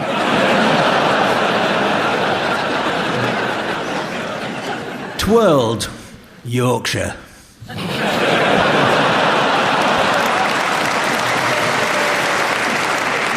Well, it's music time now with a game called Pick Up Song. This is where the teams sing along to some favourite records. Earlier, music researcher Samantha made her regular visit down to the record library where she found the kindly old archivist was suffering. Budgetary cutbacks mean there's no heating and he doesn't even have anywhere to sit. So Samantha says to cheer him up, she went back and gave him a pull over a desk and an office chair.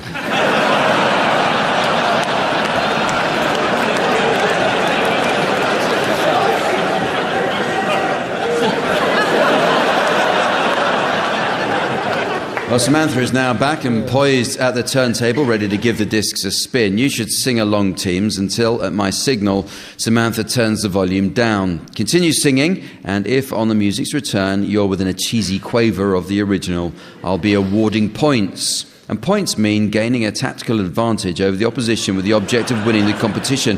What do points mean?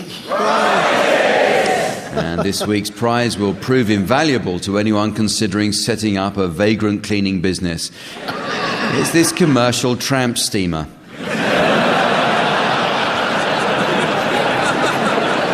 So, Tim, you're to start, and I'd like you to accompany Rebecca Black singing Friday.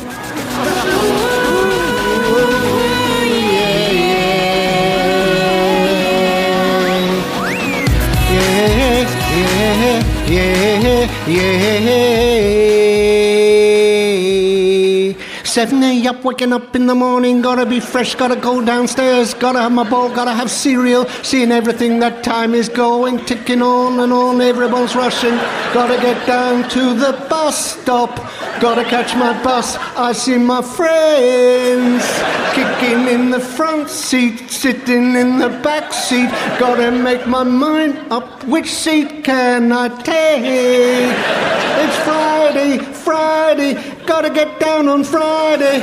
Everybody's looking forward to the weekend, Friday, getting down on Friday. Everybody's looking forward to the weekend, partying, yeah, partying, yeah, fun.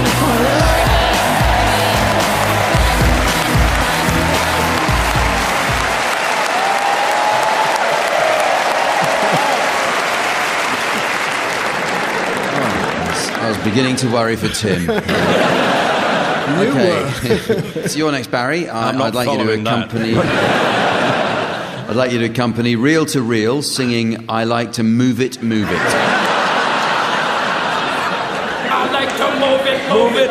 I like to move it, move it. I like to move it, move it. You like to move it. I like to move it, move it. I like to move it, move it. I like to move it, move it. You like to move it. I like to move it, move it. I like to move it, move it. I like to move it, move it. You like to move it. I like to move it, move it. I like to move it, move it. I like to move it, move it. You like to move it. All girls all over the world, original man, stuntman, pon your kiss, man. I love how all girls move them body. And when you move your body and move it nice and sweet and sexy, all right. Want to move it nice and sweet and sexy.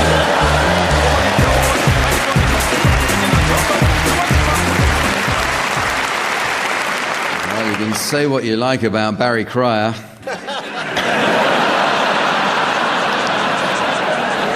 He can't hear you. So, you now, Graham, would you accompany the Gummy Bear singing the Gummy Bear song? Oh, I'm a gummy bear. Yes, I'm a gummy bear. Oh, I'm a yummy, chummy, funny, lucky gummy bear. I'm a jelly bear, 'cause I'm a gummy bear. Oh, I'm a moving, grooving, jamming, singing gummy bear. Gummy, gummy, gummy, gummy, gummy bear. Gummy, gummy, gummy, gummy, gummy bear. Biding the dolly party, bum ding badoli party, breeding the Tory party, party pop. Biding the Tory party, bum bing the Tory party, breeding the Tory party, party pop. Oh, I'm a gummy bear, yes, I'm a gummy bear. Oh, I'm a yummy, chummy, funny, lucky gummy bear. Oh, I'm a jelly bear, 'cause I'm a gummy bear. Oh, I'm a moving, grooving, jumping.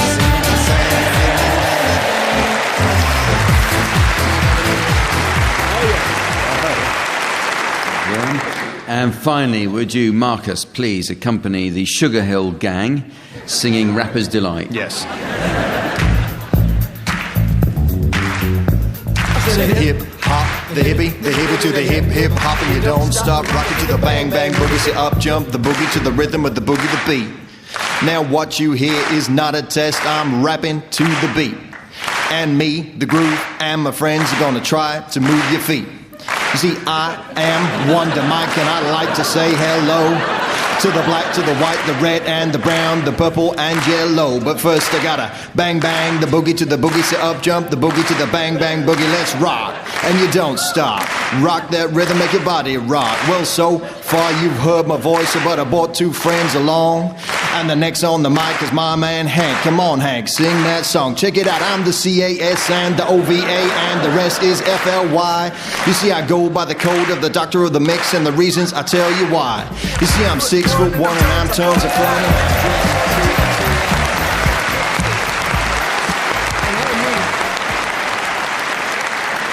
One of you was clapping out of time.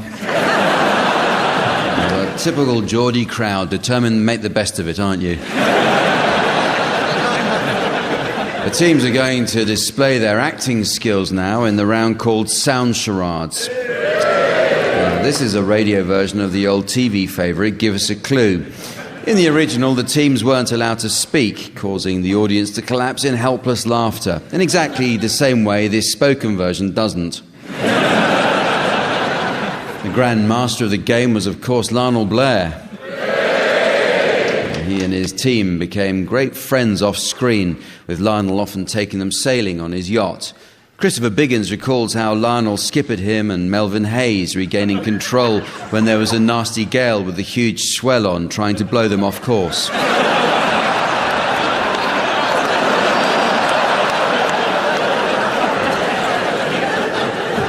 Tim and Marcus, you're to start, please, and your title will shortly be displayed to the audience via the laser display screen. And for listeners at home, here's the mystery voice. Holmes under the hammer. Holmes under the hammer. Off you go, Tim and Marcus. It's 4 words, and it's a television programme, and it goes like this. Ha ha! So we meet at last. Moriarty. Why am I not surprised to see you involved in all this? What have you done with Watson, and why am I tied to this giant bell inside Big Ben, just before it's about to strike 1 o'clock? Do you plan to deafen me or something? It would seem your great mind has failed you at the last. It's not the bell, but you that will be struck at 1 p.m. And secondly, it's the bell that's called Big Ben, not the clock. I thought everyone knew that, you poor fool.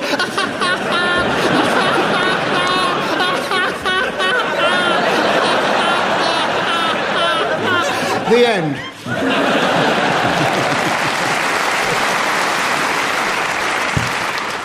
Does the word Holmes occur in this? Holmes. Do the words Big Ben, clock, or 1 occur in the... No. That's narrowed the field. Look, a smug look on your face, you've already got it. No, not at all. Holmes. Holmes like the clappers. If I could give you another clue. Go on then. If a man in ridiculous trousers were standing on Sherlock's head saying, "You can't touch this," that would also work.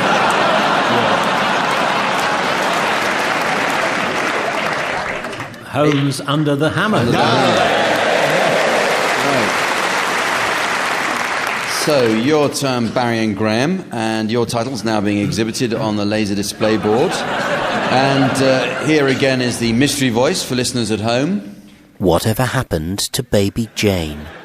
Whatever happened to Baby Jane? It's 5 words. 5? And it's a film. It's a film. It goes like this. Dougal. Oh. Is that you? Hamish, you'll have had your tea. Oh. For a moment I mistook you for one of those body snatchers that have recently invaded the Glen. No. Since the invasion, nobody's safe.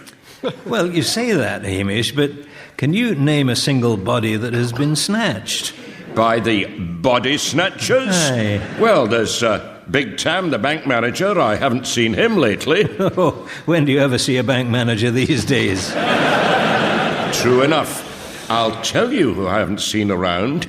That wee tot that belongs to Morag and Alec Eyre. The Eyre kiddie, yes. The one they named after the eponymous heroine created by Charlotte Bronte.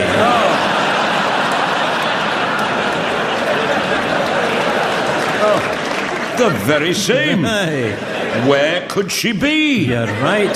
That is a mystery. Well, goodbye.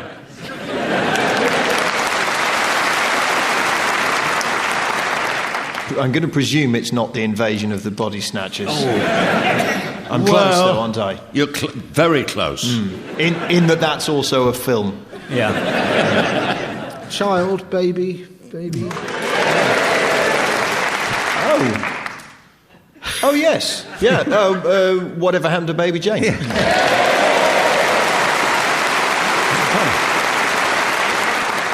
Well, this next round is about warnings. Anyone travelling through an airport in the last 20 years will have heard those announcements that unattended luggage might be taken away and destroyed. Well, it's about time they found out who's doing that.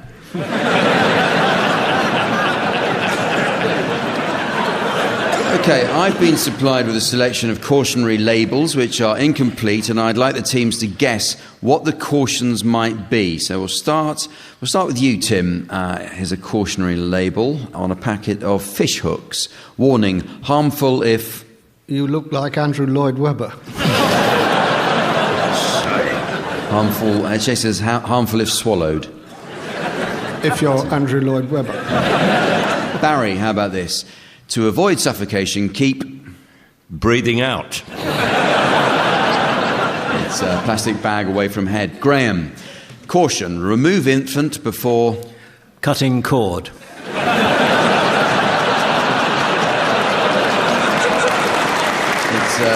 It's actually before folding for storage. It's collapsible baby buggy. Marcus, here's a warning from an old VCR manual.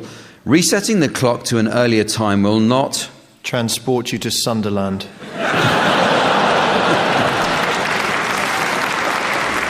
It's actually, it will not accurately record past events. You said it. Back to you, Tim. X Factor board game. Fun for the... hard of thinking. Fun for the whole family. Barry, can you complete this? Keep face and other vulnerable body parts away from... Berlusconi. The actual answer is potential cord rebound path. That's on a bungee cord. Graham, do not use on kittens or puppies if... anyone can see what you're doing.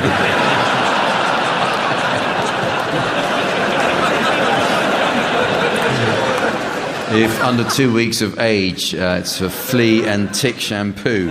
And finally, Marcus, during sexual activity, if you become dizzy or nauseated, call... Lady Prescott and ask how she copes with it.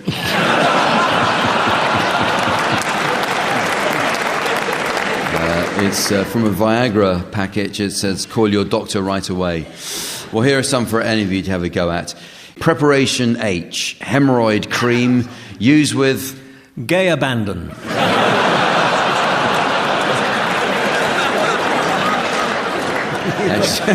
Use with caution. This is on a packet of suppositories. Do not use this product during... the full moon.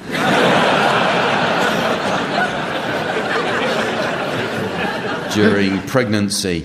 If swallowed or lodged in ear or nose... You're not using the condom properly. The answer is see doctor, and it's on a packet of AA batteries.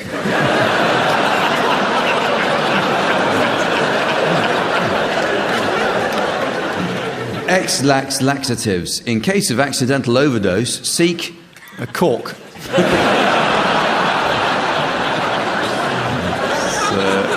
It actually says seek professional assistance. Not that they'll want to help. Warning, this bag is not... up for it.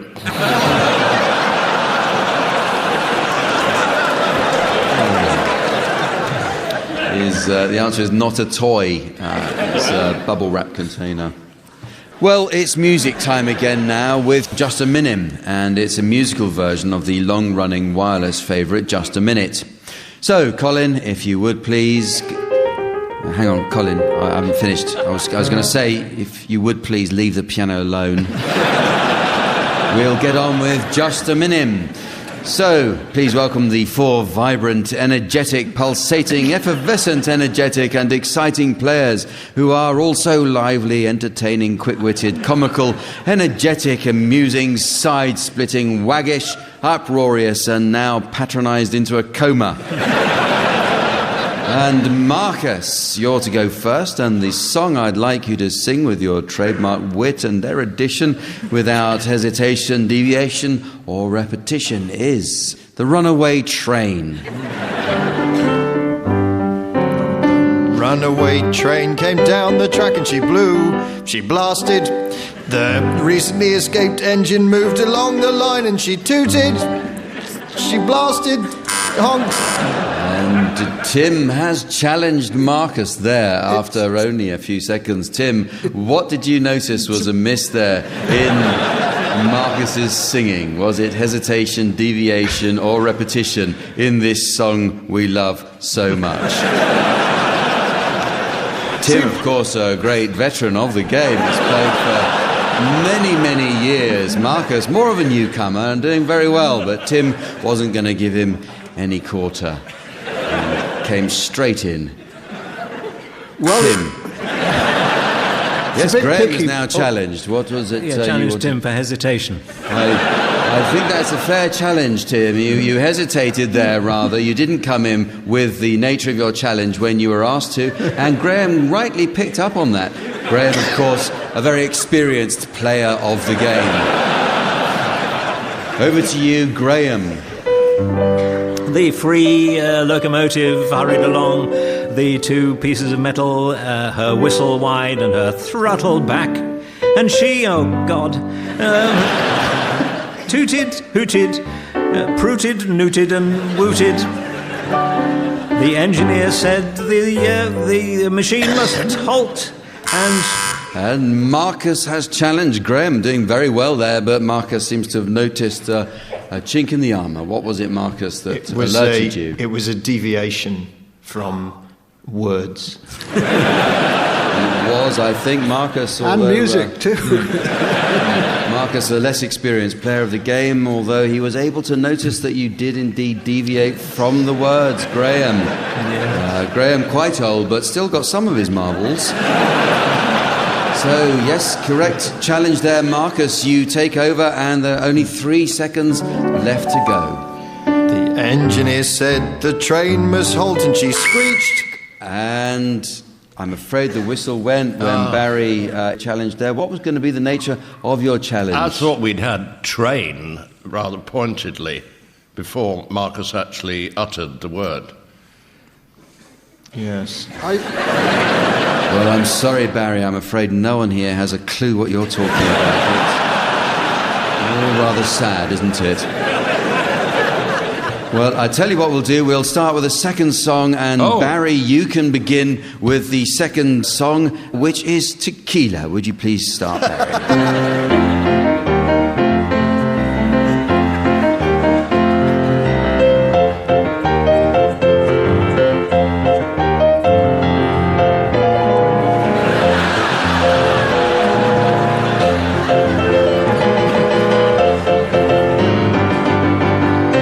Tequila!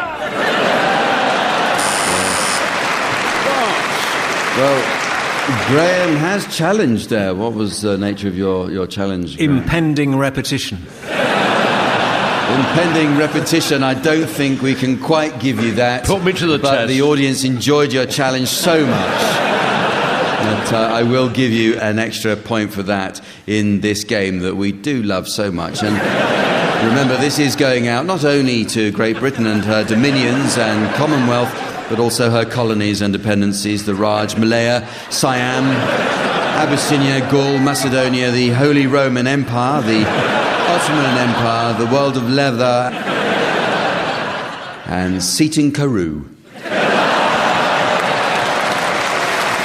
Well, it's very nearly the end of the show, but there is just time to fit in a round about scary movies. And probably the most famous British horror movie makers were Hammer Film Productions. In the 1990s, the company's back catalogue was bought by the art collector Charles Saatchi, instantly doubling his collection of rubbish pictures. Not everyone enjoys being frightened out of their wits, so teams, I'd like you to suggest titles of movie remakes which are less scary than the originals. So, Marcus, you could start us. The Texas Chainsaw Manicure. And Barry? Dr. Jekyll. Tim? Picnic at Northern Rock. Scares me. Graham? An American Warehouse in London. Alien versus Predator versus Tinky Winky. Interview with the umpire.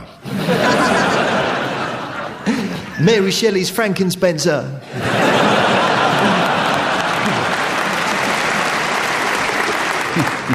Oh, look now. The bird. Bram Stoker's spatula. Quatermass and the tit. Shallow gravy. Have we had Rosemary's Booby? You may have done, not us. Bring me the shed of Alfredo Garcia. And so, ladies and gentlemen, as the little gherkin of time pops out of the Big Mac of destiny before the dirty old man is asked to do his buttons up,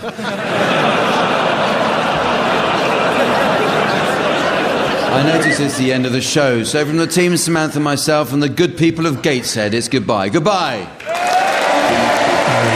Graham Garden, Tim Brooke-Taylor and Marcus Brigstock were being given silly things to do by Jack Dee, with Colin Sell setting some of them to music.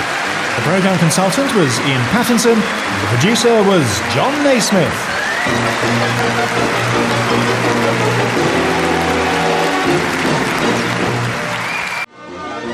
At the piano is Colin Sell, and your chairman is Jack Dee.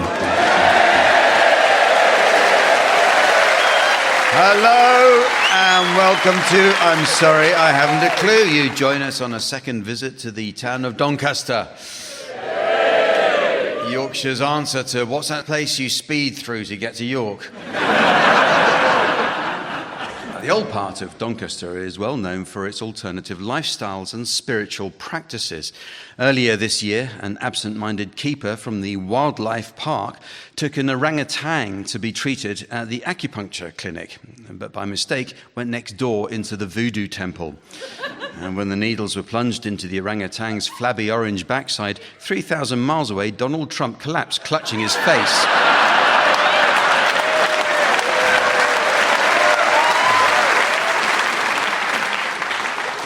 Born in 1693, Yorkshireman John Harrison was a self-taught clockmaker who invented the marine chronometer, a long sought-after device for solving the problem of calculating longitude at sea.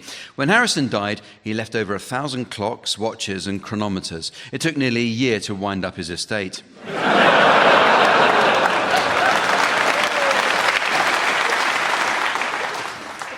Doncaster's International Airport is built on the site of the former wartime base, RAF Finningley, where the Royal Air Force assigned a squadron of Lancaster bombers, until it was pointed out that they were supposed to be bombing Germany.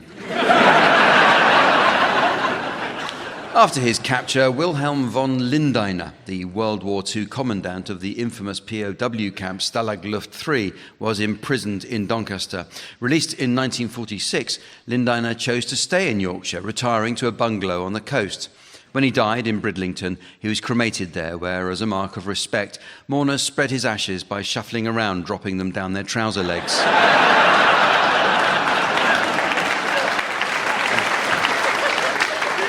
Yorkshire's famous wildlife park nearby at Old Cantley houses the country's only polar bears. These voracious, fresh meat eaters are housed in a realistic Arctic exhibit, where visitors can also see a newly installed group of seal pups, unless you go after lunch.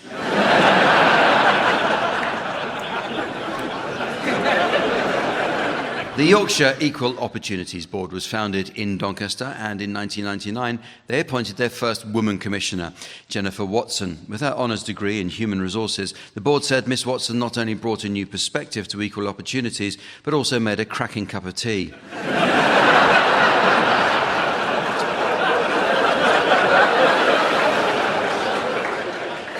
The local writer Roger Atkinson last month published his book called How to Live in the Modern World Without Spending Money. It's already become the most shoplifted book in Waterstones. Let's meet the teams. On my right, Tim Brooke-Taylor and Tony Hawks. And on my left, Pippa Evans and Richard Osman. And taking his place on the scoring desk next to me, please welcome our Nordic tree trunk in trunks. It's the rippling Sven.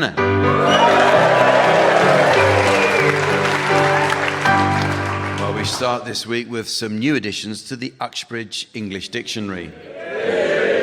good dictionary is essential for the correct use of similar terms. For example, many people don't understand the subtle difference between the words approval and auspices. Well, approval is the belief that someone or something is good or acceptable, whereas auspices are where elderly cockneys spend their final days.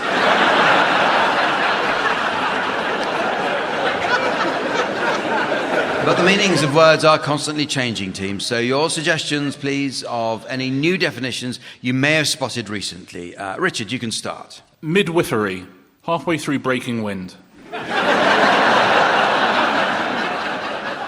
Pippa? Commodore, to punctuate an entrance.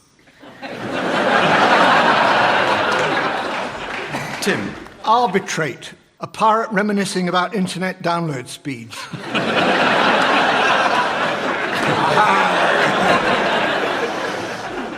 Tony? Planet, what should have happened with Brexit.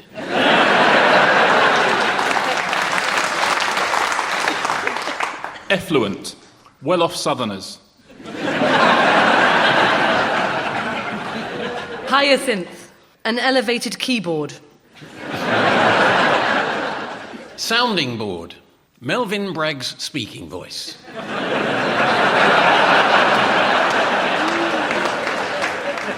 Elsewhere, to curse in Spanish.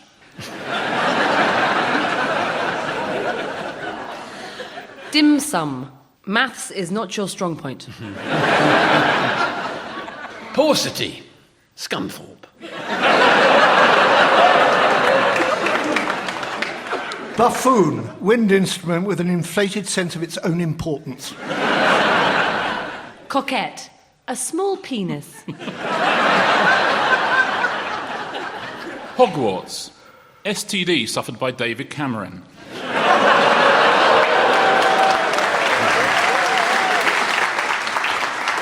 Organ donor, substandard kebab.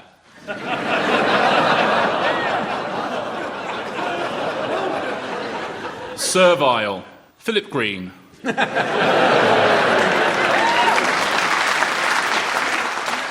Noblesse, French for without a penis.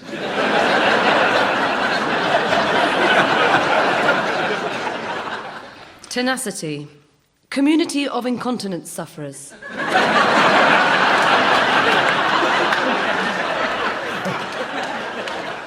Mineshaft, Hitler's more salacious autobiography.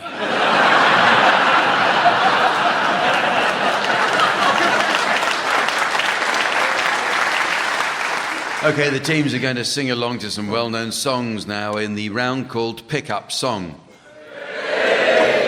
Sven will spin the discs. Each of you sing along to the records teams until Sven turns the music down. If on its return you're within a gnat's crotchet of the original, I'll be awarding points. And points mean an essentially meaningless exercise in tedious self-congratulation. What do points mean? And this week's prize is 2 tickets for one of the most unexhilarating funfair rides ever conceived, a ghost train bus replacement service.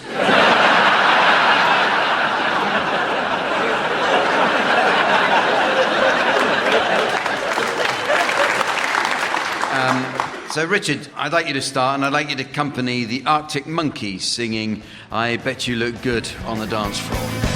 Stop making the eyes at me, I'll stop making the eyes at you. And what it is that surprises me is that I don't really want you to. Your shoulders are frozen, cold as the night. Oh, but you're an explosion, you're dynamite. Your name isn't real, but I don't care for sound. And lighting the fuse might result in a bang, bang, go. I bet that you look good on the dance floor. Don't know what you're looking for, a man saw. Don't know what you're looking for. Well, I bet that you look good on the dance floor. Dancing to electro pop like a robot from 1984. From 1984.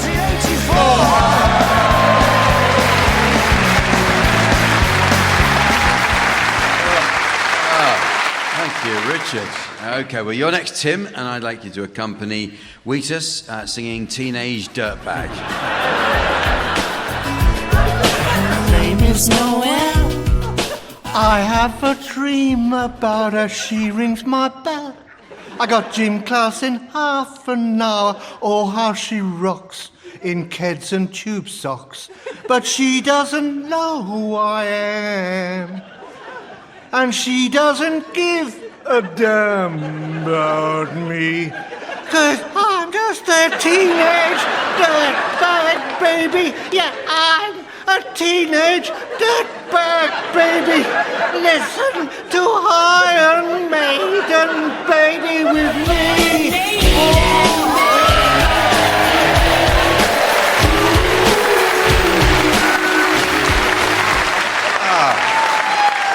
There you go. It's wonderful for Tim to hear. I mean, you know, he's had complaints from his shower curtain. Well, you now, Tony, would you accompany French 70s punk artist Plastic Bertrand singing Ça plaint pour moi? Bam bam, mon chasse passe, j'ai sur mon lit à bouffer sa langue en buvant grand mon whisky. Quant à moi, peu dormi, vide et brimé, j'ai dormi dans la gouttière où j'ai eu un flash. Oui, en 4 couleurs. Allez hop, un matin, nous loulou, t'es nu chez moi, poupée de cellophane, cheveux d'ivoire. Un sparadrap, un gueule de bois. Ami de veine dans un grand en cacatou. Comme un indien dans son igloo. Ça plaint pour moi. Ça plaint pour moi. Ça plaint pour moi, moi, ça plaint pour moi. Ça plaint pour moi. Thank you, Tony. Well, they liked it. And finally, Pippa, would you please accompany Alanis Morissette singing You Ought to Know? I ought to know that I'm happy for you.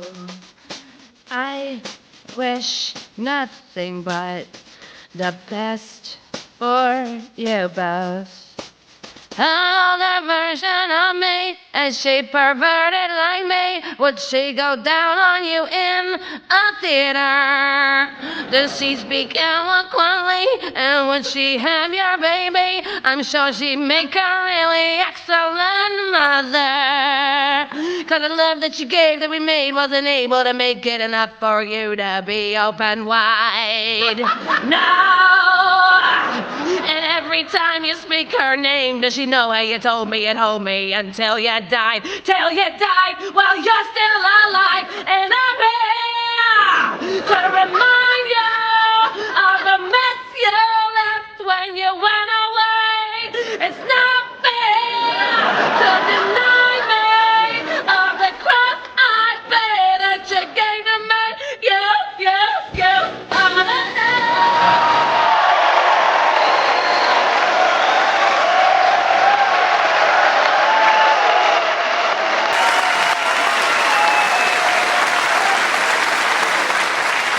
Thank you, Pippa. Sorry if we've opened an old wound there. It's just a game, you know, you don't have to... Oh, I feel a lot better.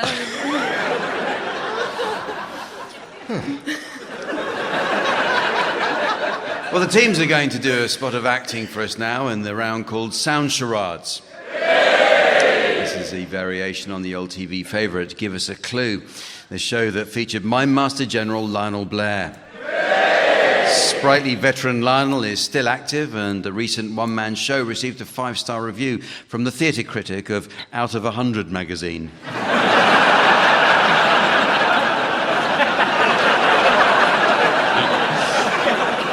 Richard and Pippa, you're to start, please, and your title will shortly be displayed to the audience via the laser display screen. And for listeners at home, here's the mystery voice. Question time. Question time. So you're guessing this one, Tim and Tony, and our audience may care to clap if they think Tony and Tim are getting warm. So off you go, Richard and Pippa. It's a television programme. 2 words. Yes, the lady in the blue shirt. I would like to ask the panel if they go well with chicken.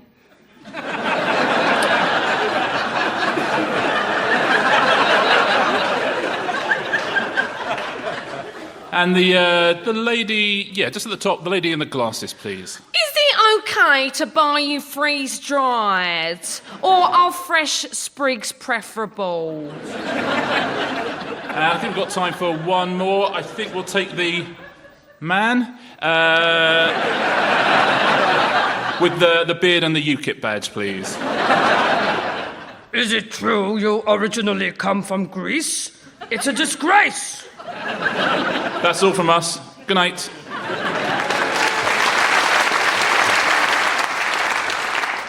Right, so we had two go well with chicken, and it comes in sprigs, which would be it's a herb. Yeah. Go on then. Name some herbs, Tim. Well, there's parsley, sage, rosemary. Time. Question time.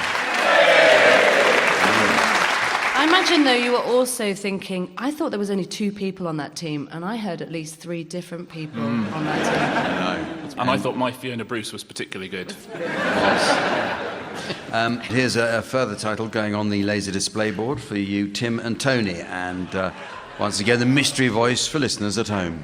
The Longest Day. The Longest Day. It's a film, and it's 3 words, and it goes like this. So, how tall was Doris?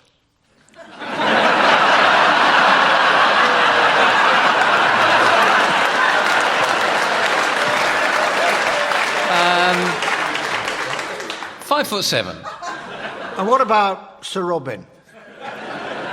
Just shy of 6 foot. Well, it's him then, isn't it?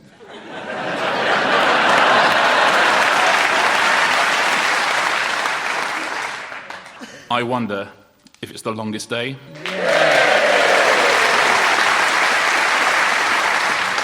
Okay, well, this next round is called North Korean Proverbs. So, teams, I have with me a selection of genuine but incomplete North Korean proverbs, and your job is to finish them off for me. Richard, you can start your North Korean proverb, and I'd like you to complete it, please. It starts like this. Where there are many carpenters, there are... many radios playing Magic FM.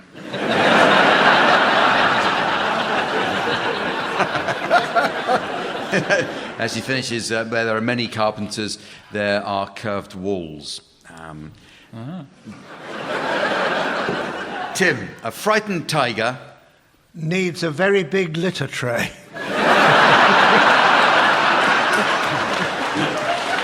A frightened tiger fears a cat. So, one for you, Pippa, to finish, please. A beautiful flower does not always... make up for your mistakes, you shit. To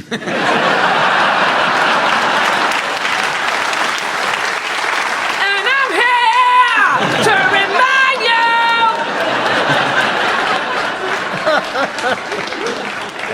It's actually a beautiful flower does not always smell good. Tony, dog excrement can never be found when you need it for... grouting.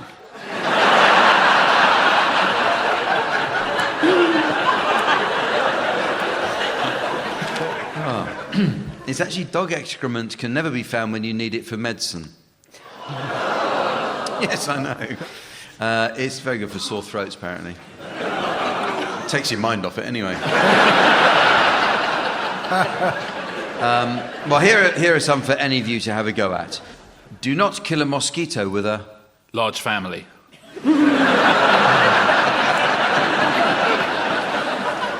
Do not kill a mosquito with a dagger. Here's another one. In order to make a noise, 2 hands must... be put together thusly.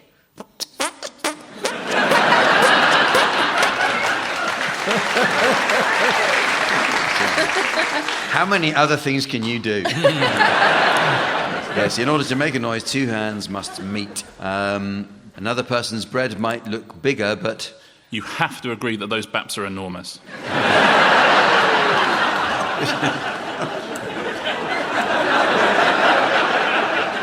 It's the full proverb is actually another person's bread might look bigger, but my child looks better. So I don't know where you would use that. Frogs don't remember they were... in a terrible Paul McCartney song. Frogs don't remember they were once tadpoles. And finally, Little Pot. Makes a lot of these jokes funnier.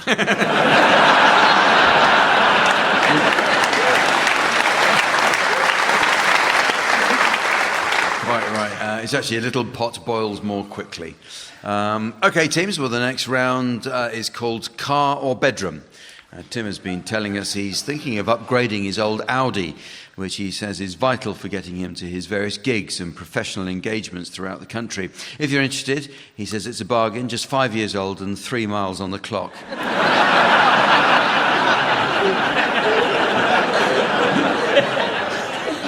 In this round, teams, I'd like you to come up with examples of phrases that might be suitable to use in either the car or the bedroom. Tim. Oh no, the battery's died. Tony. It would have been nice if he'd indicated before pulling out.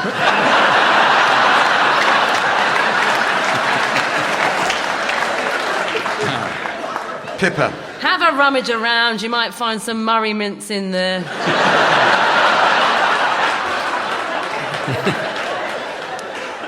Richard. Tell your mum we should be getting to bang her in about 20 minutes.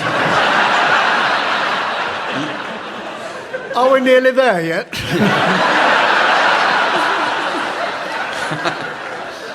It wouldn't be taking so long if people didn't keep slowing down to have a look.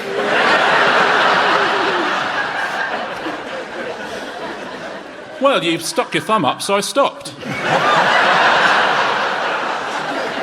I'm sorry to ask, but did you ever get tested? What does this little knob do? I'm so sorry, I don't normally come this way. I did say it was small, but I can still manage 2 in the front and 3 in the back. This is taking longer than I expected. Oh no, we don't use the choke anymore. The council really should have gritted this. No way I'm letting him in. Do you want me to take over?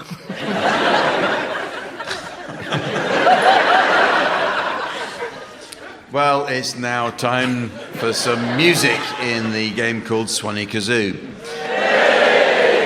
This is where the teams duet to combine the angelic breeze of the Swanee whistle with the playground pop of the kazoo. The kazoo made the news recently when the world's biggest kazoo factory in China's Guangdong district was subject to an arson attack.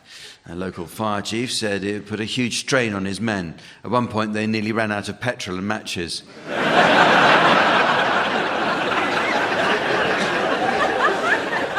Piano, we have Colin Sell. Colin tells us how he once performed on the Triangle with the Bermuda Symphony Orchestra. Mysteriously, as soon as he started to play, the entire audience disappeared. Okay, Tim and Tony, you can start. I'd like you to provide us with a rendition of The Lion Sleeps Tonight to feature Tony Hawks on the kazoo and Tim Brooke-Taylor on the Swanee whistle.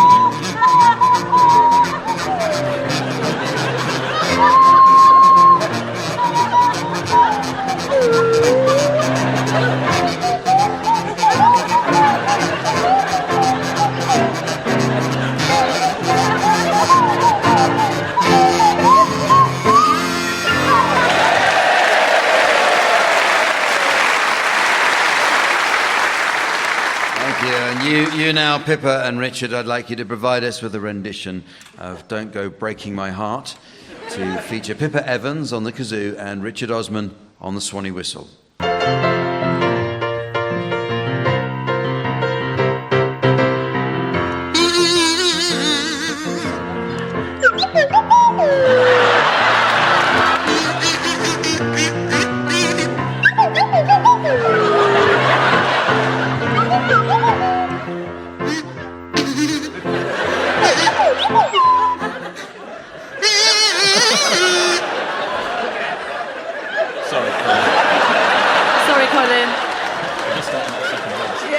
on the second verse.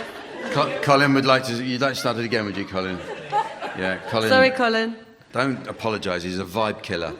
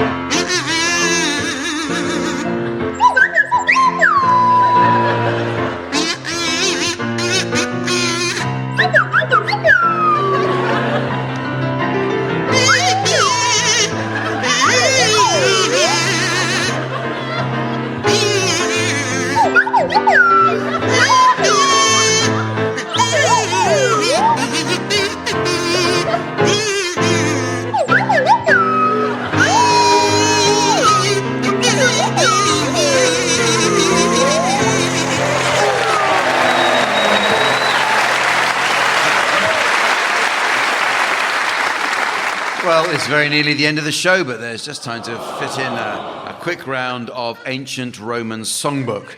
Our own Sven is a member of his local historical reenactment society and jousts most weekends in full armour. He vividly describes the anticipation before a jousting tournament, nervously waiting pole in hand, before raising his helmet and salute, geeing up his twitching steed and getting tossed off before he knows anything about it.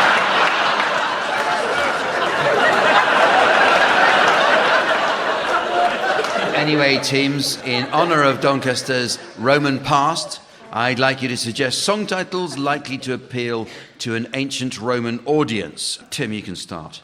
The Holly and the Ivy. Richard. Tiptoe, Through the Tunics. Pippa. Gonna party like it's MCMXCIX. Tony. We will stone you. Nights I write Latin.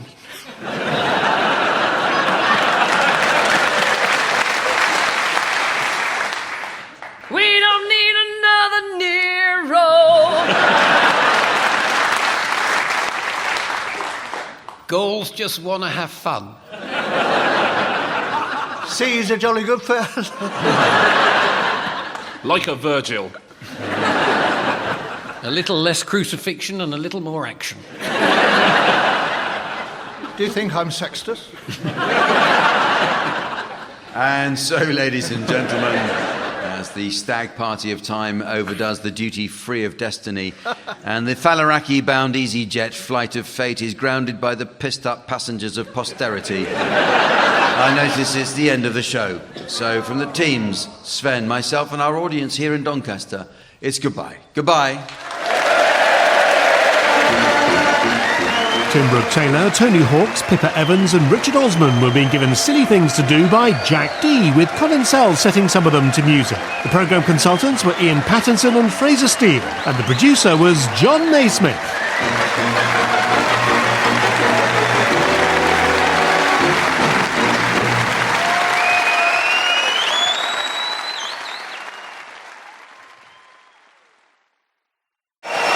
Hello and welcome to I'm Sorry I Haven't a Clue.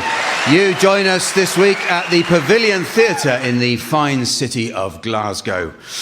In the 1950s, central Glasgow became notorious for its street crime.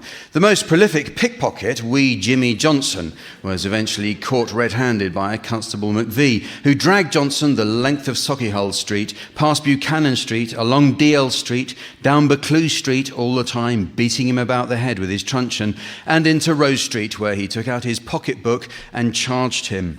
Asked in court why he'd done that, Constable McVie explained that he knew how to spell Rose Street.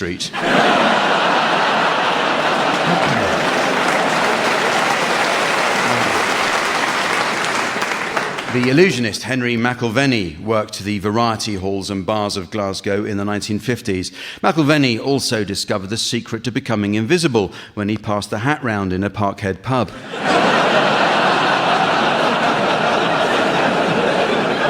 The ancestors of the movie star John Barrymore emigrated to America from here in the 1850s, and his granddaughter, Drew Barrymore, recently visited to unveil a plaque on the old family home. Now in her 40s, she still keeps her supermodel figure, which she puts down to Diet Coke and exercise, with a comma between diet and Coke.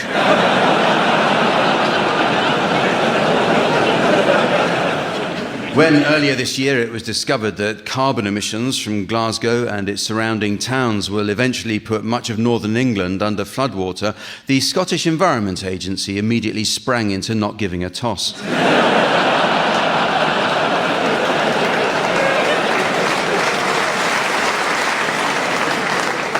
Glaswegians were recently excited by rumours of a new theme park opening here, but it turns out Disneyland Glasgow refers to a Scottish budget airline.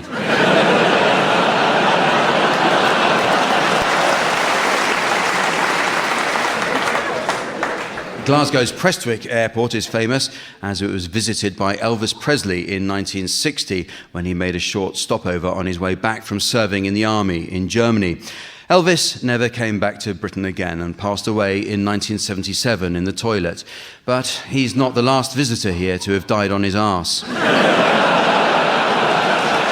Let's meet the teams. They are, on my left, Barry Cryer and Fred Macaulay. And on my right, Tony Hawks and Susan Coleman. And taking her place at the desk next to me, please welcome our scorer, the ever-fragrant Samantha.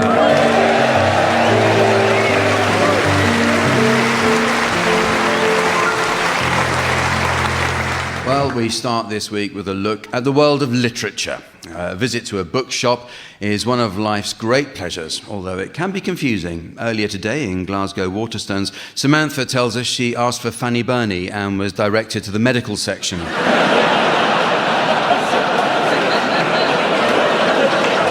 In this round, I'll ask the teams to suggest book titles that would have been substantially different if just one letter was mistakenly added to the title. Barry, you can start. 50 Shades of Gravy. Susan. Angels with dirty feces.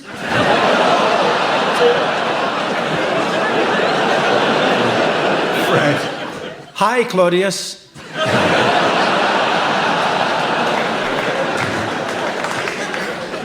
Tony. Angela's rashes.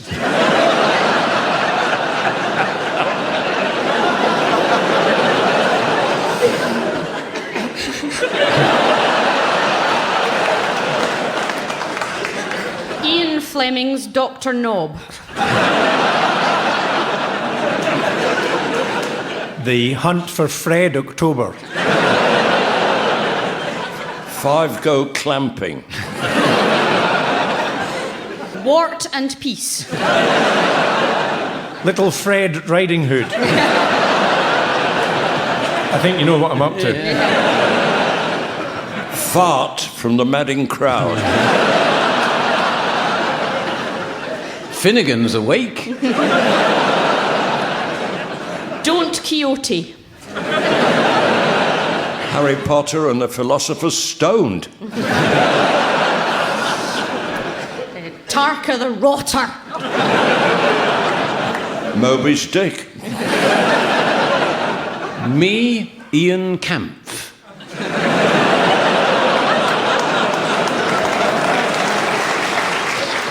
The Man with the Golden Gunk.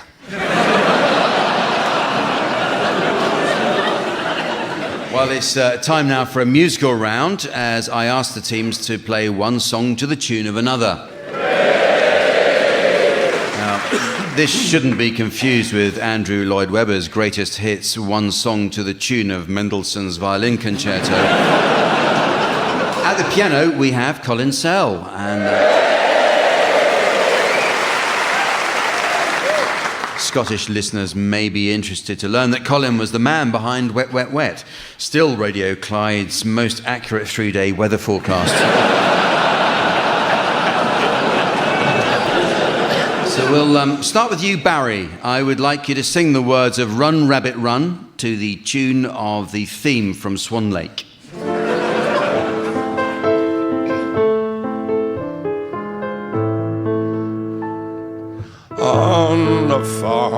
every Friday. On the farm, it's rabbit pie day. So every Friday that ever comes along, I get up early and sing this song. Run, rabbit, run, rabbit, run, run, run, run, rabbit, run, run, run, run. Bang, bang, bang, bang, the farmer's gone. Run, rabbit, run, rabbit, run, run, run. Run, rabbit, run, run, run. Don't give the farmer his fun. He'll get by without his rabbit pie. So run, rabbit, run, run, run.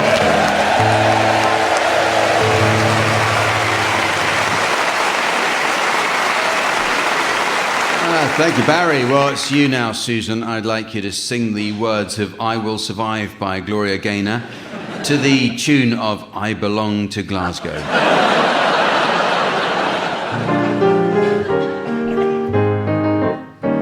At first I was afraid, I was petrified, kept thinking I could never live without you by my side. But then I spent so many nights thinking how you did me wrong. And I grew strong, I learned how to get along, and so you're back from outer space.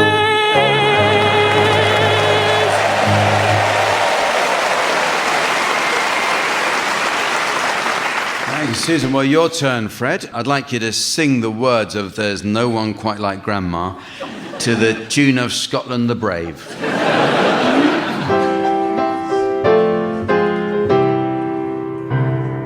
There's no one quite like Grandma, and I know you will agree that she always is a friend to you and a friend to me.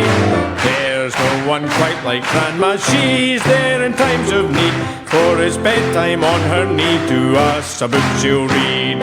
Grandma, we love you, Grandma, we do. Though you may be far away, we think of you.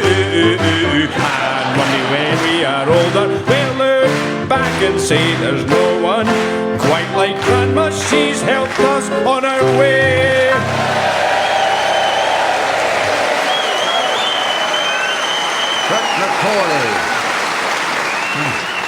You even clap along aggressively, don't you?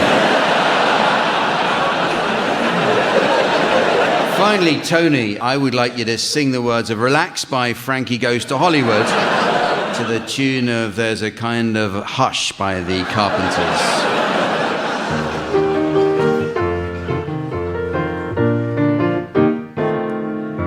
Relax, don't do it when you want to go to it.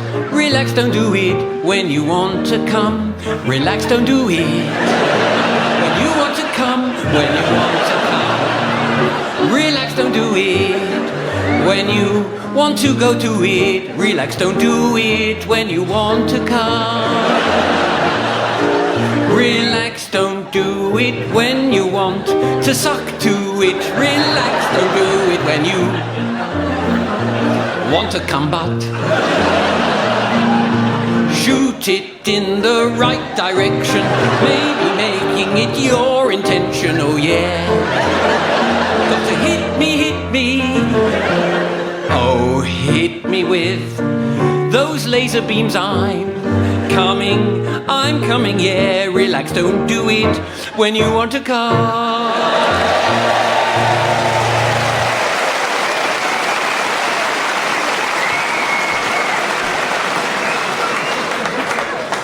Well, the next game is called Word for Word, and it's all about words. In the modern era, it's virtually impossible to misspell words. This is due to the pioneering work of the German etymologist autocorrect. In this game, each team attempts to exchange unrelated words while the opposing team tries to spot a connection. Susan and Tony, you can start exchanging your words, while Barry and Fred, you should challenge to take over play if you think you've spotted a connection. So off you go, Susan and Tony. Phlegm. Malfeasance. Hexagonal. Manky. Sleuth. Crisps. Puppet. Spiral. Glove. Thank God, Barry. Sorry. Spiral Gloves, Sixes rock group. You must remember them. What was the name of their album? Fit Like a Glove. Do you remember how it went, Barry? Yes. Go on then.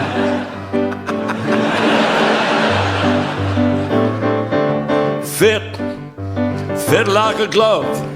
You fit me, darling. You fit me like a glove. My heart is breaking. Wow, very good. Jack, Thank you, Barry. did you know that fit like a glove is actually a question in Aberdeenshire?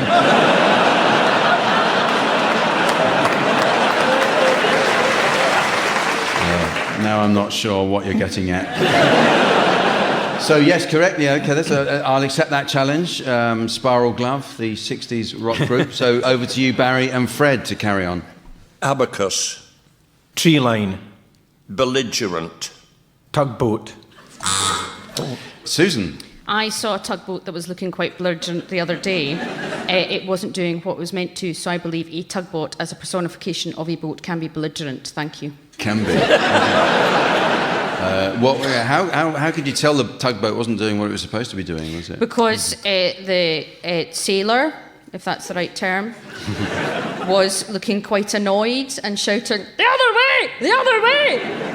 Well, she's actually right. I saw that as well. It was pushing. Yeah. Thank you, Fred. It's nice to see someone playing the game with honesty. Thank you very much. Thank you. Okay, well, I'll accept that. So over to you, Susan and Tony. Velvet. Carnage. You got their album as well, have you? It wasn't me. It was Fred, actually. It was Fred. It's Fred. It's a nightclub on the Fulham Road. Velvet Carnage. And what sort of nightclub is it? It's one of these places where women will dance in front of you semi-naked for 20, however much it costs. No idea, but I've heard about it. The thing is, to be fair, that can happen in Buchanan Street bus station as well. I was going to say pounds, not pence. So, Velvet Carnage, you say? Yes, yeah. A place where you go for a belligerent tugboat. So, yeah, I accept your challenge. Fred and Barry. Diagram. Stairwell.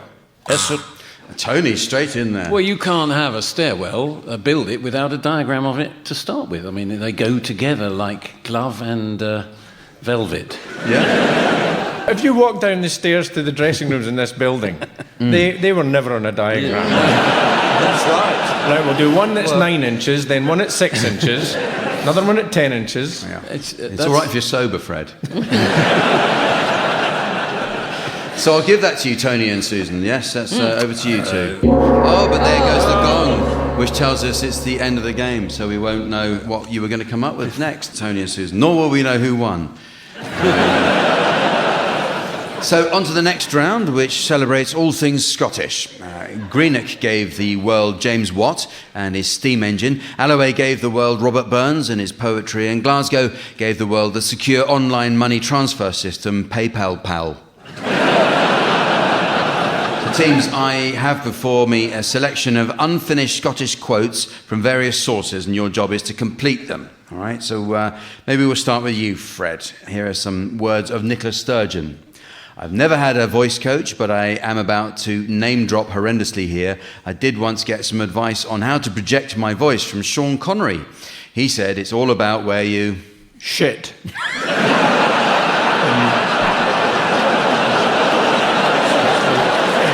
Chamber. It's all about where you shit in the chamber.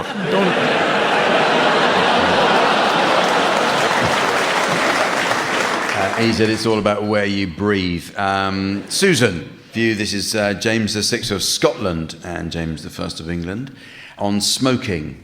It is a custom loathsome to the eye, hateful to the nose, harmful to the brain, dangerous to the lungs, and in the black, stinking fume thereof, nearest resembling the horrible Stygian smoke of the pit that is...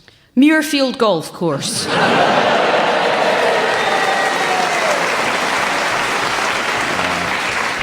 It's the pit that is bottomless, in fact, is what he said. Barry, some words for you from Rod Stewart. If there's one thing I've learned about women, which I try to pass on to my boys, it's... They don't like being passed on to my boys.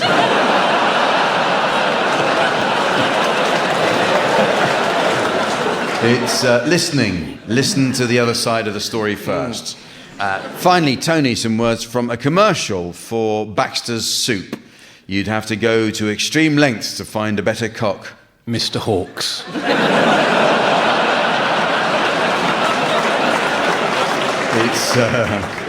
It's extreme lengths to find a better cock-a-leaky soup. Okay, well, here are some for any of you to have a go at. From Macbeth, this. Tomorrow and tomorrow and tomorrow. Well, that'll be Friday then.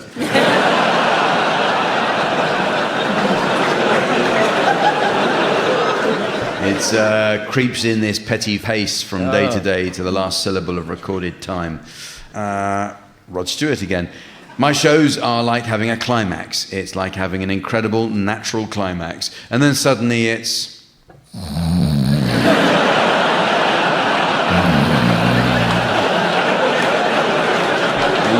Then suddenly it's all finished and you don't know what to do next. Gordon Brown. They should never have put me with that woman. She was just a sort of bigoted woman who... happens to live in a palace.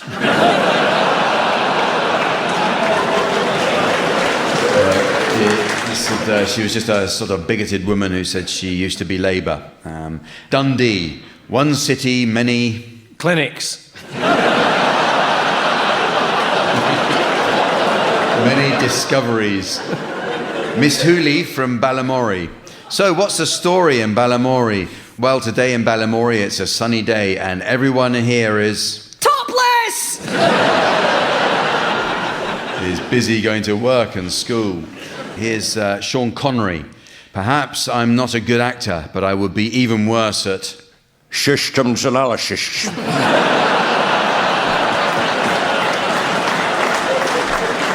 At doing anything else. Some words of Jim Taggart. There's been a... Sail at Liddell, I got a canoe.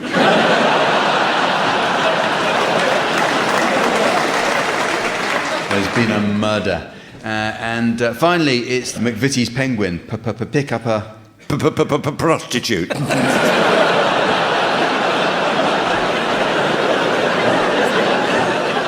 You're better behaved when Graham's here. I don't know. Answer, that was penguin.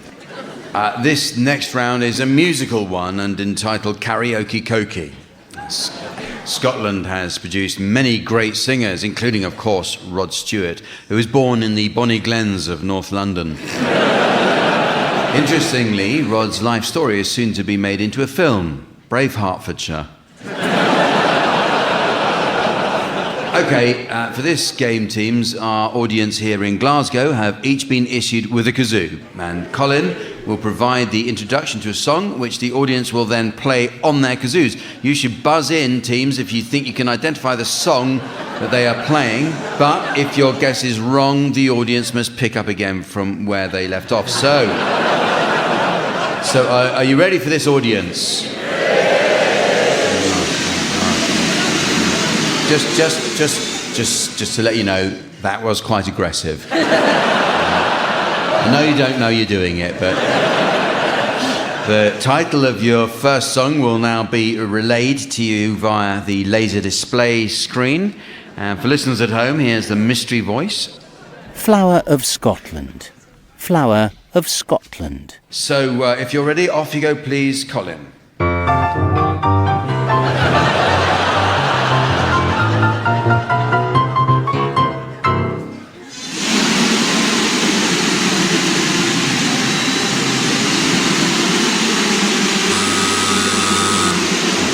Susan. That was amazing. that was the most glorious rendition of Flower of Scotland. Flower of Scotland. Okay, well, very well done. It was indeed Flower of Scotland. You're in very good voice tonight, Glasgow. I've never heard people swearing into a kazoo like that. Let's try another one. Here's a further song title for you, the audience. Ready, teams? Donald, where's your trousers? Donald, where's your trousers? So once again, Colin will give the introduction, and then you should pick up from where he... Thank you, Colin.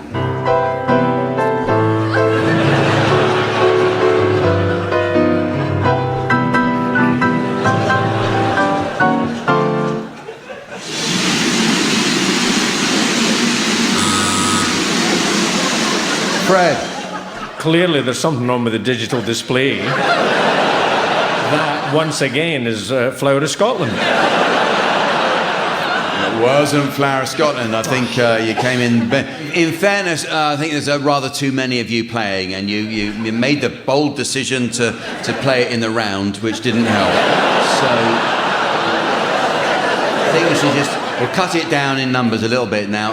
We're just those of you in the upper circle. Upper circle, please. I'll count you in. 1, 2, 3, 4. Susan. Is it Taylor Swift Shake It Off? It wasn't. The air is very thin up there, in fairness. Quite difficult. Let's reduce it. I think we need fewer people playing for us to hear it more clearly. Let's just say just moderate drinkers only.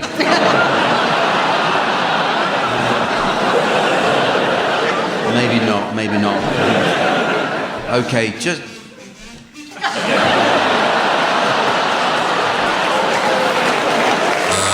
Yes, Tony. Was that all by myself? That was Sister Mary giving us a lovely rendition. And she doesn't even have a kazoo. Let's not go there, Fred. Okay, we've had the upper circle. Now it's time just the stalls. Just the stalls. Right, come on, people. Yeah. 1, 2, 3, 4.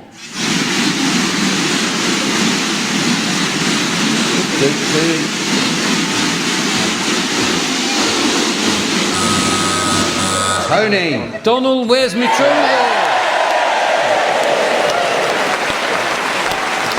Just see up in the upper circle, that must be pretty hard to take. More money and more talent. Life can be like that. Well, it is very nearly the end of the show, but there is just time to fit in a quick round of Scott's Songbook. Samantha informs me she's a fan of all things Caledonian and has only recently returned from a Scottish walking holiday. In just a week, she managed to bag 3 Munros, 2 McDoodles and a delighted McTavish. Teams, I'd like you to suggest song titles likely to be popular with an audience of Scots. So, Fred, you could start, please. Living Next Door to Alec. Tony. Can You Feel the Fourth? Susan. Like a Sturgeon. Barry. Fly Me to Dunoon.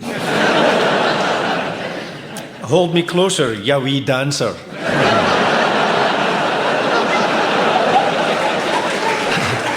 I just called to say Isle of You. You've lost that Govan feeling. I've got another Elton John one. Pure Rocket Man. Oh, one by the Stranglers, Gordon Brown. We all live near a Trident submarine.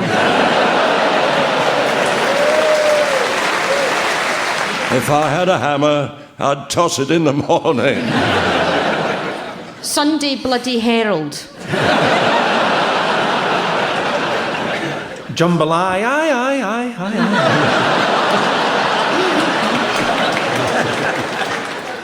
Shiny Happy Peebles.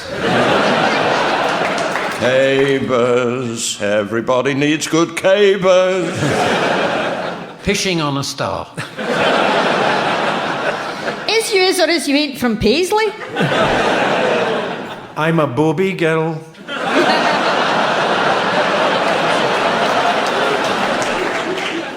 Walk like a Glaswegian. Hit me, baby, one more time and I'll break your jaw.